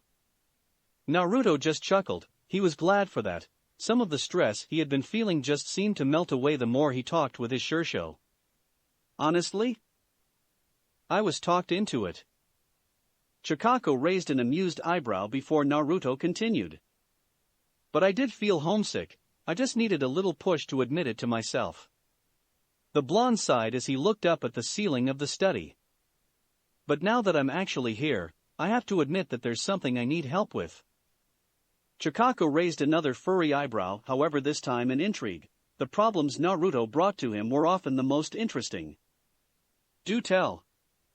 Fu seriously found her interest waning as the tour wound to a close. She had learned a lot about where Naruto had lived for a large part of his life, but when it came down to it, it was a temple. It was a very large and prestigious temple with more monks than many smaller villages had people, but it was still a temple. She had stayed at quite a few traveling with Naruto, and once you had seen one you really understood them all. There were places of mediation and training, places to eat and places to sleep, and that was basically it. However, her interest peaked again when they rounded a corner into a large, serene-looking field near the center of the compound. The group spotted Naruto and Chikako sitting out on the grass, near to a statue of what appeared to be a monk in meditation. As they walked closer, Fu actually found her attention drifting to the statue. The detail on it was absolutely remarkable. It was as if somebody had simply captured a moment in time and frozen it in stone. However, she quickly forgot about it at the croaky sound of Chikako's voice. Ah, you're here. I wondered how long we would have to wait for you to join us. Sora lifted an arm up to scratch the back of his head with a sheepish smile, chuckling slightly. Sorry Shirsho, I guess the time got away from me. The elderly monk waved the boy off as he beckoned for the group to join them on the grass. No matter, I was just about to begin explaining things to young Naruto here. Fu took the opportunity to sit next to her blonde friend, Sora quickly taking the other side before Haku had the chance. The ice wielder was perfectly fine with sitting next to the more elderly monk though, after all he was still new to the group. What were you explaining? Sora actually blinked in shock as Fu spoke up. That was more than she had said with him, and she hadn't even been prompted to speak. Naruto asked me about something that at the time he left, still confused even me. He motioned to the dark-haired monk absently. Sora already knows this, but has Naruto ever explained to you what exactly he sees through those remarkable eyes of his? Fu nodded slowly. She had a vague idea, but the concept itself was hard to wrap her head around, actually seeing chakra in all its colors and forms. It just sounded fantastical, not that she didn't believe him. Haku on the other hand had no idea other than he could somehow see chakra and shook his head in the negative. Well, Naruto-kun can actually glimpse at what others could only dream of knowing about, the very appearance and nature of chakra itself. Haku's eyes widened just slightly at that. He hadn't realized the ability was so extensive. However, near to when he first joined us at the temple, he observed a strange, translucent glow to everything that he could neither feel nor could his Preta path interact with, which at first led me to believe it was not in fact chakra. At this even Naruto started to avidly pay attention. This was partly why he had come after all. However, after Naruto left on his pilgrimage, I became curious once more and began looking through our archives. He gave a small smile to Naruto, knowing that the blonde had tried the same. However, there were things he just couldn't access at that age. I believe that what Naruto was viewing was nature chakra. At that all four teens blinked in confusion, never having heard the term before, at least not in any more than passing. Nature chakra? As in chakra that doesn't come from humans? Chikako's eyes twinkled slightly as he saw some of that original inquisitive nature of Naruto shine through with his question. Actually, as far as I can tell, it does come from humans, however it also comes from everything else. Plants, animals, even the ground itself contribute to the nature chakra that permeates our world. It's the chakra of the world itself. For the most part it goes unnoticed, however, there are those that know of its existence and even are able to interact with it. He paused a moment to allow that to sink in, also, because he had a bit of a dramatic flair, and he enjoyed the tension in the air. Those select few are known as sages. At that all of the teens were shocked, however, none more so than Naruto, whose rippled eyes opened wide in realization, something the elderly monk didn't miss. That's right, Naruto, the sage of the six paths were also able to manipulate nature chakra. It's no wonder either if he had the ability to see it like you can. Naruto nodded concedingly at that, wondering if, given enough time, he would have discovered this for himself. So how is it done, manipulating nature chakra? Chikako smiled at Naruto sadly as his gaze drifted to the statue of the monk, bringing their own gazes with him. I'm afraid that knowledge was lost to us with Monk Gyatso. He was the last of us to ever attempt to harness nature chakra according to the records. Naruto gazed at the statue a moment, marveling at the amazing likeness it portrayed. The detail really was exquisite. What happened to him? Chikako's smile twinged down even further at that, his eyes never leaving the statue as if for the first time he was truly seeing it. Nothing, he's sitting right in front of you. After a moment of pause to allow that to sink in fully, all four teens visibly recoiled from the statue in realization. That's him? But he's a statue. Chikako's gaze became stern as he looked around, a look that didn't often enter his features. Please Sora, respect. The darker-haired monk became quiet at that as Chikako looked around again, finding Naruto alternating between him and the statue with a questioning glance. Nature chakra, it seems, is a double-edged blade. On one hand, the sages of legend and even those of today were renowned for their enormous strength and power. On the other, the training itself is dangerous and oftentimes lethal. Naruto's questioning look became a frown as he continued to stare at the statue, as if scrutinizing every inch. The sages of today? Naruto looked up in surprise at Fu's voice, picking out a detail he had missed. Chikako simply nodded. Oh yes, while a rare and powerful ability, there are still those that practice senjutsu. However, the ability is a closely guarded secret, mostly passed down from certain summoning animals to their contract holders. The only thing I know about the practice is that it involves being still.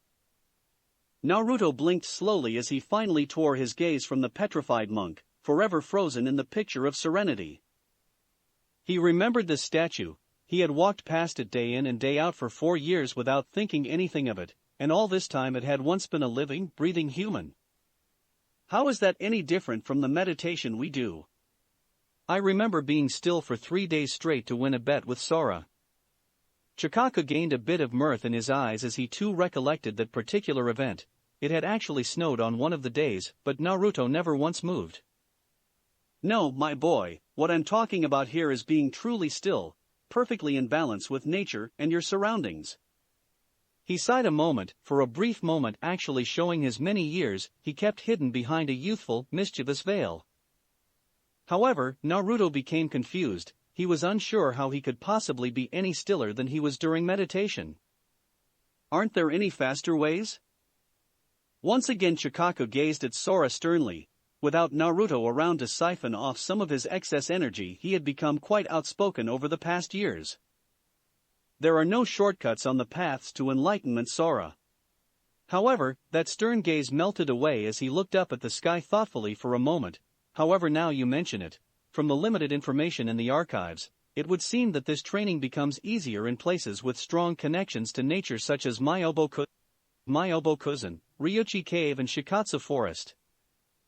Fu frowned at that. She prided herself on knowing most of the elemental nations off by heart, however she had never heard of those places. Don't fret, girl. She looked up to see Chikako smiling at her kindly. I would not expect you to have heard of the summoning realms for Konoha's 3 great summoning contracts. Fu's eyes widened in understanding, but she said nothing. Without a contract, those places were completely inaccessible anyway, or at least extremely well hidden. But then what is the problem? All eyes turned back to Naruto as he gestured around him to the temple, or more specifically the forest beyond. How much deeper in nature would we be in the forests of Hai no Kuni? For emphasis he lightly gestured to the petrified monk statue. If Gyatso could do it here, then theoretically it was suitable, even if he failed for whatever reason. Chikako on the other hand simply shook his head slowly. I'm afraid that while once these forests might have been perfect for sage training, that is no longer the case. These forests around us are a result of Hashirama Senju's powerful Mokuton abilities. They are not natural at all. Gyatso predates even those times, back to the warring clans period. Whatever conditions existed then are vastly different than today. They are no longer suitable. Naruto's face fell slightly at the news, however he did not allow himself to be disheartened. Then I will have to find somewhere that is. Chikako grinned at the steely confidence radiating from the young blonde. He truly was an indomitable spirit. I'm sure you will, boy, but now you must be weary from your travels. You and your friends are more than welcome to stay with us for as long as you require. Naruto's face softened into a light smile as he inclined his head at the older monk. Thank you, Shirsho, I'm grateful. Chikako just waved him up as the blonde stood. He was feeling tired now, and some rest would be appreciated. As Sora led him, Fu and Haku away, Chikako watched them leave with a small sigh. You are truly destined for great things, Naruto Uzumaki. This temple won't constrain you forever. I just ask that you humor an old man in his twilight hours. With that the old monk stood, groaning at his creaking limbs. He wondered how Sarutobi could possibly be so old and still be a shinobi. Chapter 56, Nature 2. The full moon hung low in the sky as Naruto made his way up to the roof where he knew he would find Sora. Sure enough, the boy was sitting there on the tiles, staring up at the bright white orb suspended in the sky as they used to do before Naruto left. He looked around when Naruto's feet made a soft whisper against the tiles, but said nothing, returning his steady gaze to the sky as Naruto walked over and sat beside his longtime friend. So, you're really leaving again so soon? It had been 2 weeks since Naruto, Haku, and Fu had arrived at the Fire Temple, enough time for them to fully recuperate and enjoy a brief moment of peace before moving on. Naruto had decided that they would leave tomorrow, starting on what many would consider a pointless and vain quest to discover the secrets of nature chakra and senjutsu. Yeah. Silence hung in the air between the two friends as Naruto joined Sora in turning his gaze up to the sky. We did this the last time I left too, didn't we? Just sit up here all night. A faint nostalgic smile appeared on Sora's face at that as he leant back on his elbows. Yeah, back then I had no idea when you would be back either. I kept asking myself if I could go along with you, join you on whatever it was you were going to do. He sighed, dropping his gaze from the sky as Naruto turned to look at him. Why didn't you? Sora gave a half-hearted smile, but he could tell Naruto's question was sincere. The blonde would have loved to have Sora join him traveling. However, at the same time, who was to say things would have happened the same way? Would he have still met Shizuku? Fu? Haku? Would he have gathered the bijou or made as much headway with the Kyuubi as he had? He didn't know. I'm not as powerful as you, Naruto, we both know that. His voice didn't sound all that sad about it, simply resigned. He knew it too, as not too soon after Naruto had come back the two had sparred, properly this time, and without Fu's interference. Sora had really taken shadow clone training to heart in Naruto's time away, clocking away far more training than the 2 years should have allowed. However, even with the initial boost being a pseudo-Jinchuriki gave him, and those countless hours training and the subsequent headaches that came with it, he just could find himself competing with the Rinnegan bearer. Sora panted lightly, standing at the center of a large crater in a forest clearing some ways out from the temple itself. When a full spar had been suggested, Chiriko had been very insistent that they do it somewhere the collateral damage, and there would be damage, would be minimized. He felt lucky, had he not been a pseudo-Jinchuriki, and gained the immense stamina and chakra reserves that came with it. He was sure he would be completely out of it from chakra exhaustion. As it was, he only felt slightly winded, enough to debilitate, but not to cripple. "How are you feeling?" The same apparently couldn't be said for his opponent. Naruto stood across from him, apparently completely unscathed or tired in the least. Sora growled lightly, a habit he had never quite gotten rid of in his fighting, and simply rushed forward. While he knew there was no condescension in his friend's voice, it still infuriated him that after all this time, after all his training, he still couldn't hold a candle to Naruto. Juha Repusho. He felt his chakra flood his right arm as he converted its nature to wind, carefully controlling the dangerous and violent element.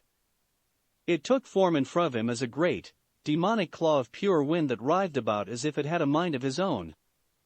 Then, with an enormous grunt of effort, he sent the giant, lethal claw flying forwards, directly at his blonde friend.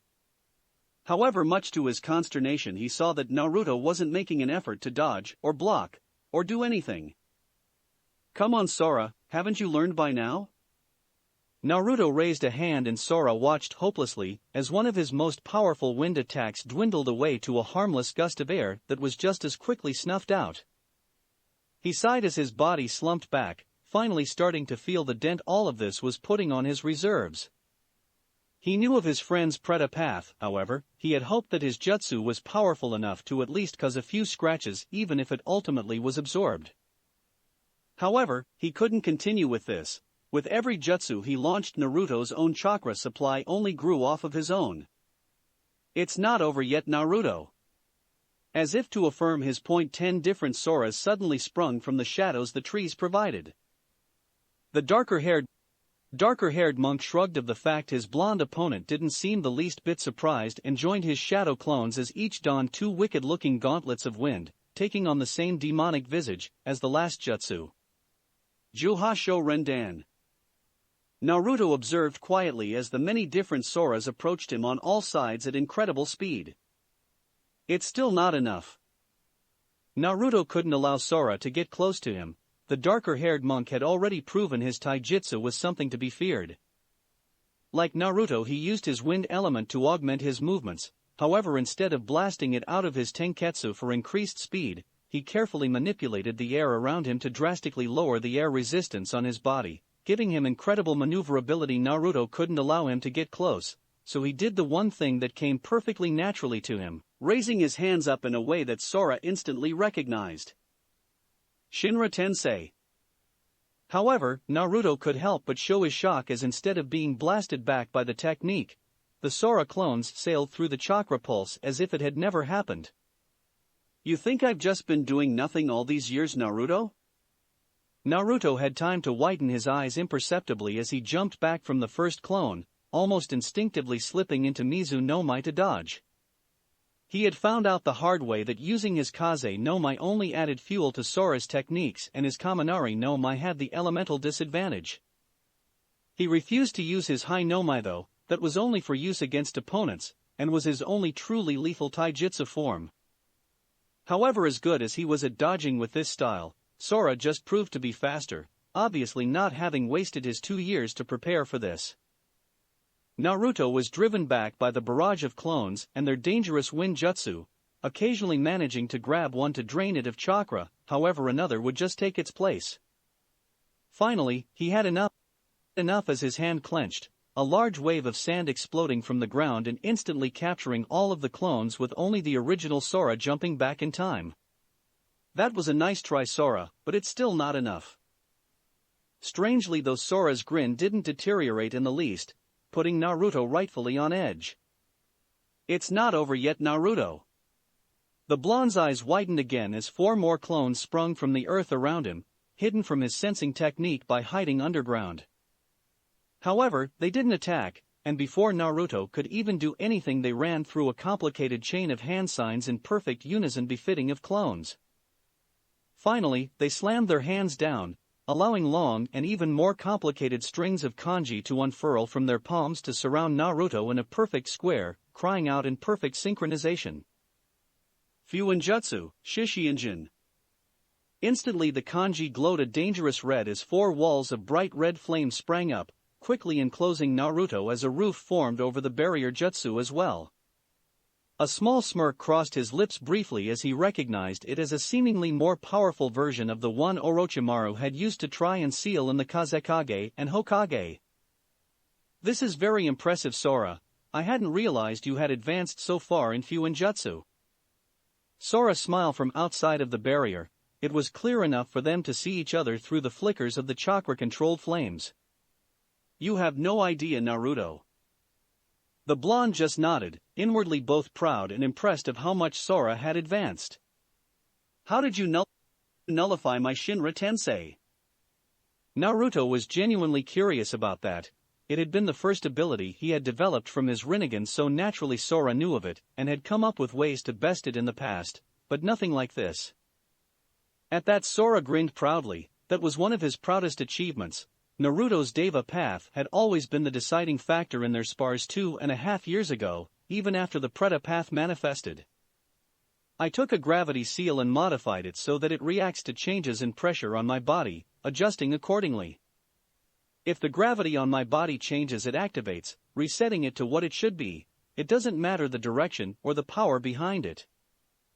Naruto had to let out a small smile at that. It really was ingenious. In that way the monk had managed to completely nullify his Deva path, although the claims about it being able to handle any amount of power remained to be seen. "You really have come a long way." Sora's grin slipped into a frown as Naruto walked forward, passing through his barrier, as if it was no more troublesome than normal air. He groaned, sinking to a knee as the chakra exhaustion finally caught up to him. That barrier had been his trump card. He didn't have anything else, at least nothing he could use to beat Naruto anymore. He blinked though when a hand on his shoulder steadied him, bringing him back to his feet. "I'm still behind you." He said it under his breath, barely a whisper. Naruto picked it up anyway. He didn't say anything though, just smiling lightly as the two friends walked back towards the temple. "And what about now?" Sora looked around at Naruto as the blonde looked at him questioningly, his violet eyes carefully gauging his friend. "Do you want to come with me?" Sora blinked at that before looking away, staring at the tiles in front of him as if they would suddenly unfurl and reveal the answer to him. However, no such miracle took place, and he was left to sort out his own thoughts into an answer.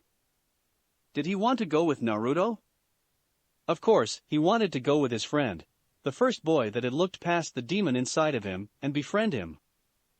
He loved Naruto like a brother, but looking at him now, older, wiser, more powerful than ever before, he sighed.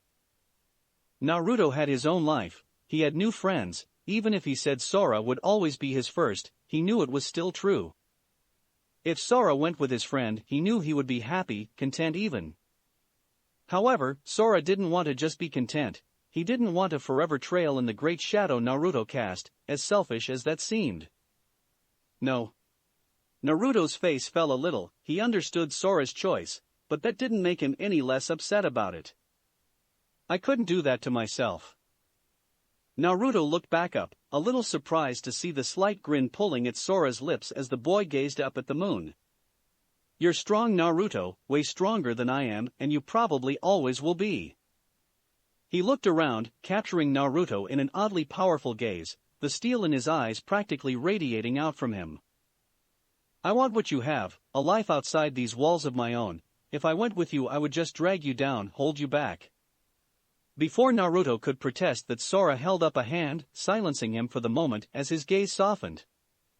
"It doesn't matter if you don't agree, I know it, and that's enough." He stood up on the roof, gazing out at the temple that had been his life, practically his whole world for the first 13 years of his life. "I'm always going to be grateful you were my friend, and that you were there so that I could better myself with you as the unattainable goal." He grinned as Naruto stood up as well, a little more hesitantly though as he gazed curiously at his friend. "So, when you go tomorrow, I'll be following you out of those gates, but I'll be going my own direction. I think it's time for me to find something new." He stopped, pausing to see Naruto's reaction. However, instead of the protests he had expected, or even the denial of some of his points, he only found Naruto to be smiling slightly sadly. You're still just as hot-headed as ever, you know that, right? Sora just grinned enthusiastically, the feeling becoming infections as a warmer smile tugged at the blonde's features. I hope you find what you're looking for, I really do. Sora nodded briefly in thanks for the sentiment, but his gaze became confused as Naruto clasped his hands together, one burning a vibrant red, the other a much colder blue. When he opened them again, a single white Magatama bead, exactly the same as his earring, lay in his hands. When Sora looked up questioningly, Naruto simply held the bead out and dropped it into the boy's palm. I figured I should return the favor for good luck. Sora looked down at the innocuous little bead in his hand that moments ago had been nothing but the chakra running through Naruto's body. Finally, a warm smile encroached on his face as his hand tightened around the present. Thank you, Naruto. Naruto simply returned the gesture, patting the dark-haired monk on the back lightly. Whatever happens on my journey, or yours, we'll still be friends. Sora just gave a single affirmative nod before the two boys sat back down on the rooftop, content to simply look up at the moon, hanging sentinel in the sky above them. Once again Naruto and his two companions found themselves wandering, almost aimlessly, through the expansive forests of High no Kuni. They had left the temple the previous day, Sora hot on their heels even if he had been headed in a different direction. Something told Naruto that he would see his first friend again, their paths were irrevocably interwoven now. Sora hadn't really stated where he was planning on going, but Naruto could imagine him now, wandering cluelessly through the world, much like they were now. So, where's our first stop? Naruto didn't look back at Fu as they continued walking, but the girl did quicken her pace slightly, so she strode along next to him. I haven't really decided yet. Fu nodded somewhat understandingly. Naruto had undertaken a massive task in trying to unravel the intricacies of senjutsu without any kind of help. It was understandable that finding a starting point for such a quest, for lack of a better word, would be difficult. We should focus on areas with large expanses of forestry. Naruto nodded to that as Haku joined them by taking up Naruto's other side. As nervous as the boy had been coming into a place that was obviously so important to Naruto, he had felt as though he really learned something about the blonde Jinchuriki, feeling more like a part of the group as a result. It would seem places like Kusa no Kuni, Tani no Kuni, Kawa no Kuni, and Cha no Kuni would be the best places to start. Again, Naruto nodded as Fu offered another insight. He had been thinking much the same. However, Tani no Kuni was out of the question. He wouldn't put Fu in danger by bringing her so close to her previous home again. However, Kusa no Kuni definitely seemed like a good place to start. After all, he had passed through there once before, and there was a vast amount of strange and exotic forestry as well as wildlife to constitute nature chakra. I think we should start in Kusa no Kuni. He paused a moment, not breaking his stride, as he waited for any kind of argument from his friends. When it didn't come, he smiled. He genuinely enjoyed having people around him that trusted his judgment like this, and were willing to follow his lead because of the trust they had in him. In that vein, he subtly altered the path they were walking in until they were headed northwest. They were in the eastern region of High no Kuni, and their path would take them up and north of Konoha. They didn't need another encounter with Leaf Shinobi so soon. However, after a few hours of walking interspersed with the occasional light conversation, Naruto's normally serene features pulled down into a half-frown as his gaze kept pulling off to their left. It was just outside the range of his sensory vision, but he could still notice it, the copious amounts of chakra being thrown around. From the way Fu kept shooting discreet looks in the same direction, she had noticed it too, as did Haku. Should we ignore it? It's most likely a battle between shinobi. Naruto frowned. That was exactly the problem. Shinobi battles were messy, and they often left either casualties or opponents with terrible injuries. His preservation instincts were screaming for him to ignore it and carry on. This deep in High no Kuni territory, one of the sides was likely to be Konoha. However, the part of him that was a medic, practically beaten into him by Tsunade, screamed equally loud that he had a responsibility to make sure that any injured parties received the appropriate care. No, we'll go and at least see what's happening. He didn't get any protests from the two, but Fu's eyes narrowed slightly at that. She cared little for the conflicts of shinobi, and with the ingrained killer instincts from her previous life it was a whole lot easier for her to ignore her conscience and those same instincts driving Naruto to go and help. However, she would wordlessly follow Naruto because that was the path she had chosen. She was committed to that. It didn't take them all that long to reach the first signs of battle, although worryingly they seemed to stretch in an almost straight line from the north heading towards Konoha.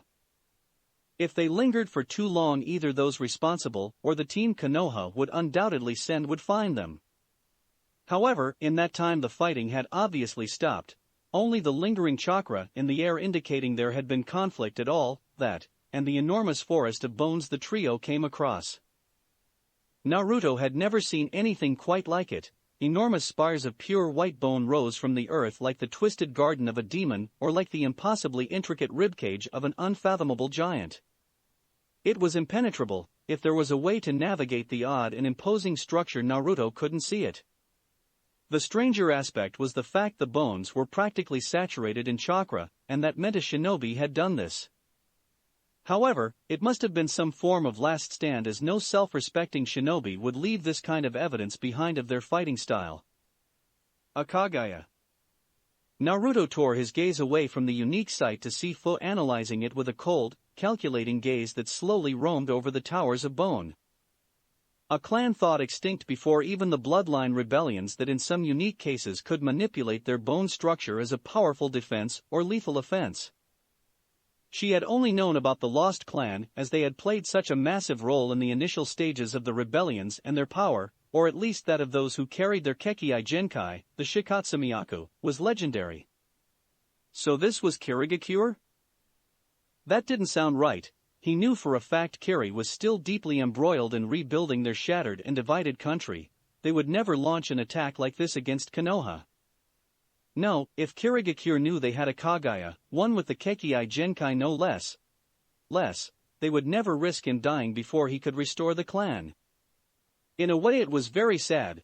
This large field of bones marked the end of quite possibly the most powerful clan in Mizu no Kuni, bar perhaps the Hazuki. Based on the direction the battle seemed to have gone, he most likely was fleeing to the north, to Ta no Kuni. Naruto narrowed his eyes at that. Otogekure, which meant Orochimaru had a hand in this. We should move on, see if there are survivors elsewhere. Naruto could sense nothing but the ambient chakra of the bone field here. There were no survivors. Leveling the bones to actually check would only alert anybody nearby, and the bones themselves were non-navigable. The trio quickly moved south, hurrying so they could at least get in and out before Konoha recovery teams could move in. Naruto knew that such a team would lack a medic as good as either him or Fu, and in the case of enemy shinobi would be more interested in interrogation than healing. Finally, the dense forest broke for them as they emerged out into a vast swathe of forest that appeared as though it had been completely leveled. Entire trees had been bisected to fall to the forest floor. The cuts were clean and fast, indicating a wind jutsu. However, none of that really interested Naruto compared to the weak and fading chakra signature he felt from somewhere in the middle of the new clearing. He rushed forward, Haku and Fu right on his heels, until he found what he was looking for. A single kunoichi was trapped underneath a massive trunk that was currently lying across her legs, no doubt crushing them from the extreme force if it hadn't already. This was particularly bad. Crush injuries were very tricky to deal with and had a certain time limit before the limb affected become unrecoverable. However, a very quick diagnostic jutsu told him that they weren't too late, so the blonde wasted no time circulating chakra through his arms, legs and back as he used what little of Tsunade's enormous strength he could to heft the massive tree off of the girl. She was unconscious, which was good, otherwise she would be screaming in agony right now. He didn't have to be a medic to know that her legs were a serious mess. They were crushed in multiple paces, and her right kneecap was completely shattered from the awkward position her leg now lay in. What was worse was that at the very edges of his sensory range he felt chakra signatures heading towards this position, rather quickly. Fu, help me here, we need to get her somewhere safe and fast, people are coming. The mint-haired girl nodded, having made a similar assessment to the blonde.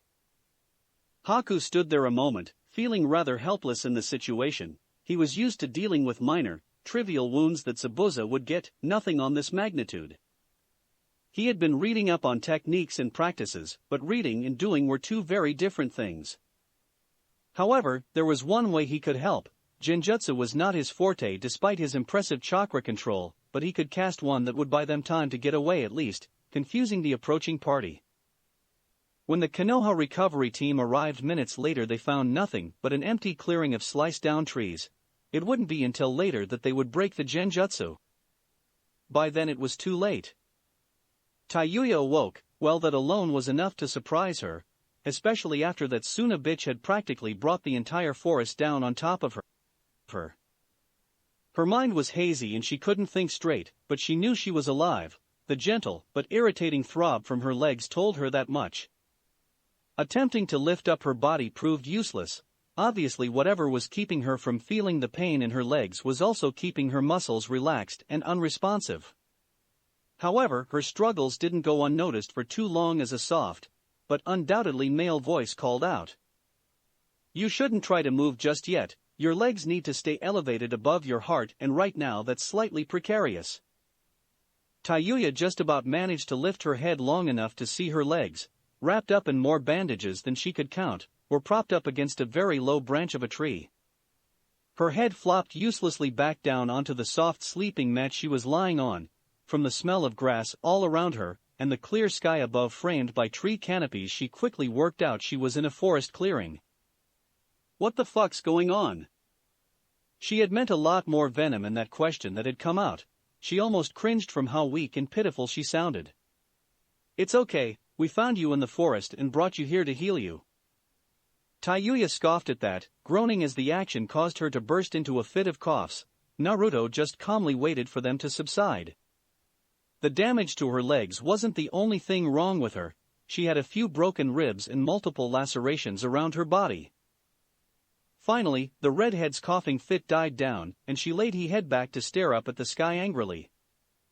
"Oh yeah, you do that out of the fucking good of your heart or something.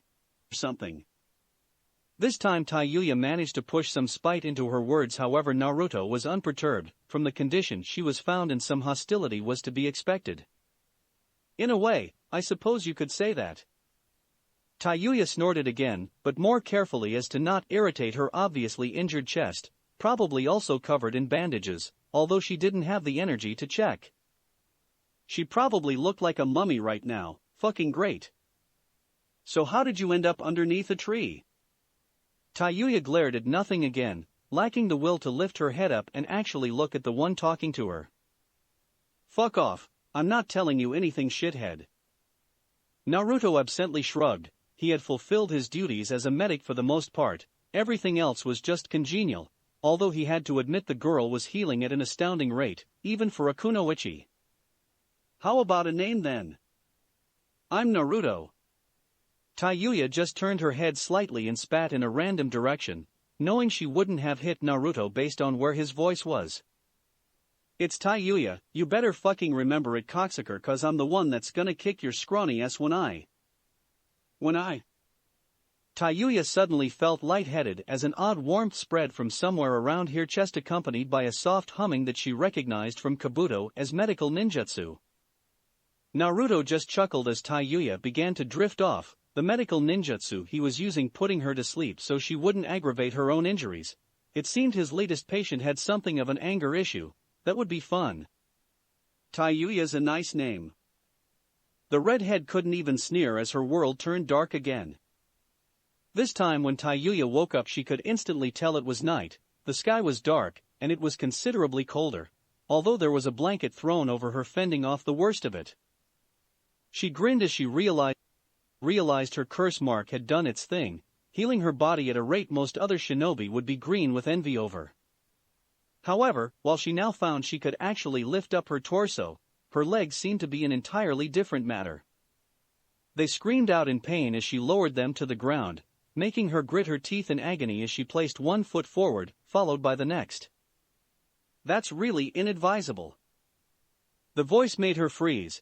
She had been hazy and barely lucid, but she recognized it as the voice that had talked with her before.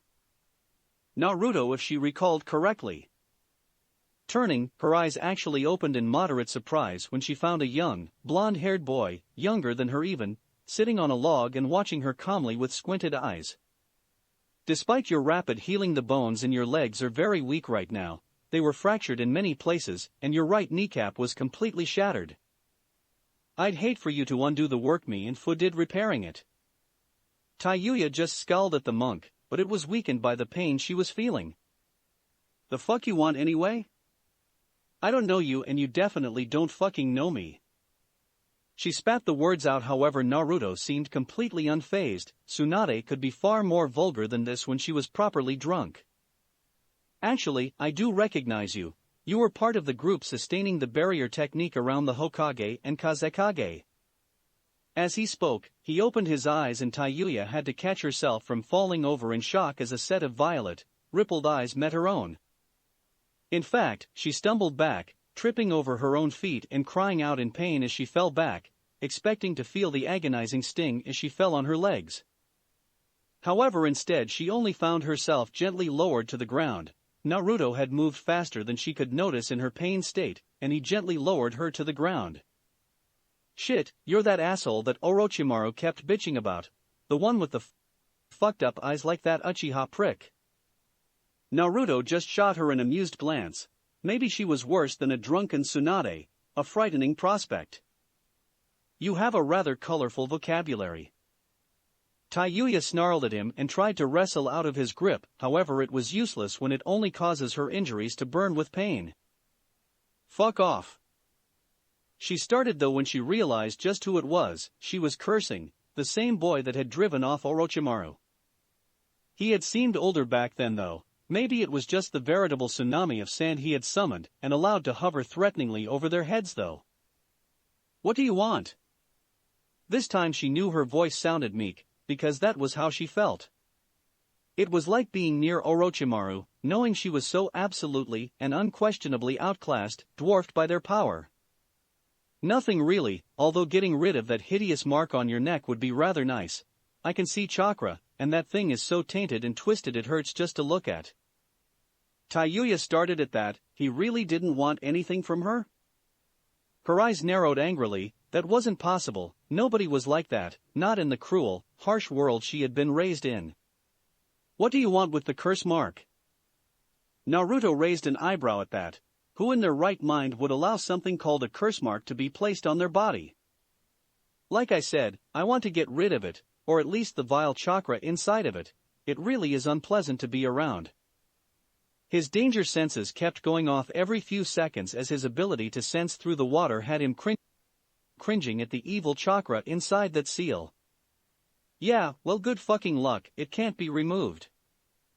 Naruto just raised an eyebrow and placed a hand on her neck, right above the seal, making the girl flinch away from the contact. What the fuck are you doing, Blondie? Naruto just stared at her blankly for a moment, pondering whether or not this was a good idea before shrugging nonchalantly. It's a seal, it needs chakra. With that simple explanation, Naruto began absorbing all the chakra he could from the seal, only to widen his eyes in shock. It was like the Gobi all over again. As soon as the vile chakra entered his system, his arm began to burn. It hurt so much he immediately began to vent his horrible chakra out from his other arm, directly into the ground. Tayuya could only watch in amazement as that familiar burning sensation that was a constant reminder of the curse mark slowly faded away. At the same time, an increasingly large circle of deadening grass began to spread out from where Naruto pumped the bastardi's chakra into the earth.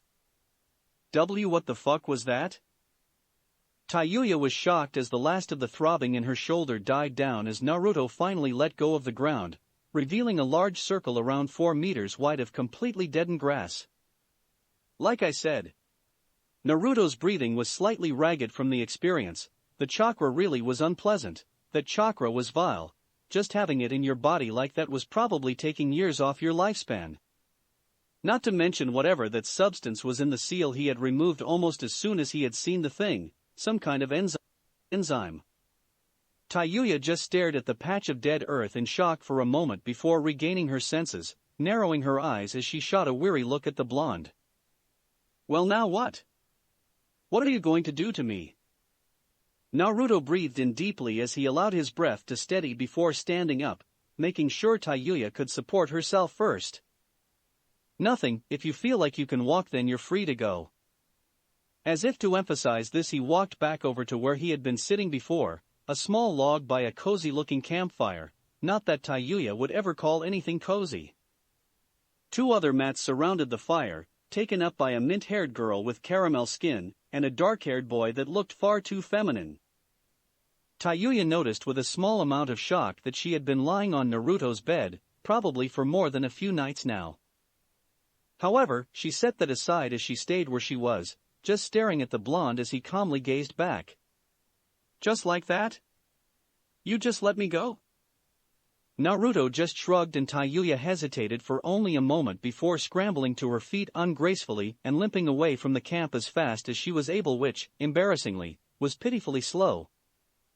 Naruto watched her leave with a small sigh. He would have hoped the kunoichi would at least stay long enough for her injuries to fully heal, but in the end he wasn't going to hold somebody against their will, even if she could potentially provide information on Orochimaru. Tayuya couldn't help but sneer at her own pathetic situation. She was limping through a forest, no clue where she was and no idea where to go. She could never return to Orochimaru now, not after failing her mission like this. The Uchiha brat just had to go and refuse Orochimaru's invitation, stating that somebody who couldn't kill the Hokage had no right to say they were strong enough to teach him. Fucking prick. That of course had resulted in the Sound 4 kidnapping the little bastard, but not before their fight alerted practically the whole of Konoha.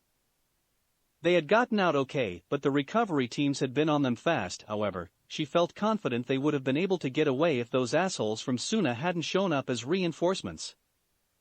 At this point she didn't even know if Kimimaro was successful in getting the Uchiha across the border to Ta no Kuni. She winced again as another stumble brought her back to her present situation, making her stop against a nearby tree. Her breath came out in ragged gasps. Without the curse mark and whatever jutsu Naruto had been using to dull her pain, she felt every step like a knife stabbing into her legs.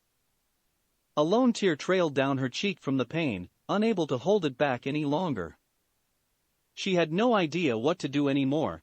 As soon as Orochimaru worked out she was alive, and she was sure he would send somebody to deal with her. Loose ends weren't tolerated after all. However, her head perked up as she looked back in the direction she came from. That blonde kid was strong, really strong enough at least to provide her protection long enough for her to improve her skills enough to deal with whatever flunky Orochimaru sent her way.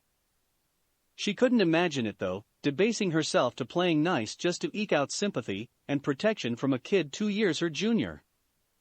Well, it was either her pride or her life in the end, and after another few moments of hesitation her decision was made. Cammy fucking damn it. She was screaming to nobody, but it at least felt nice to vent before she turned around and trudged back the way she came. That's it for this reading. Hit like and subscribe for a free ticket pass going to the different worlds of anime fanfictions. Looking forward to having you on board again.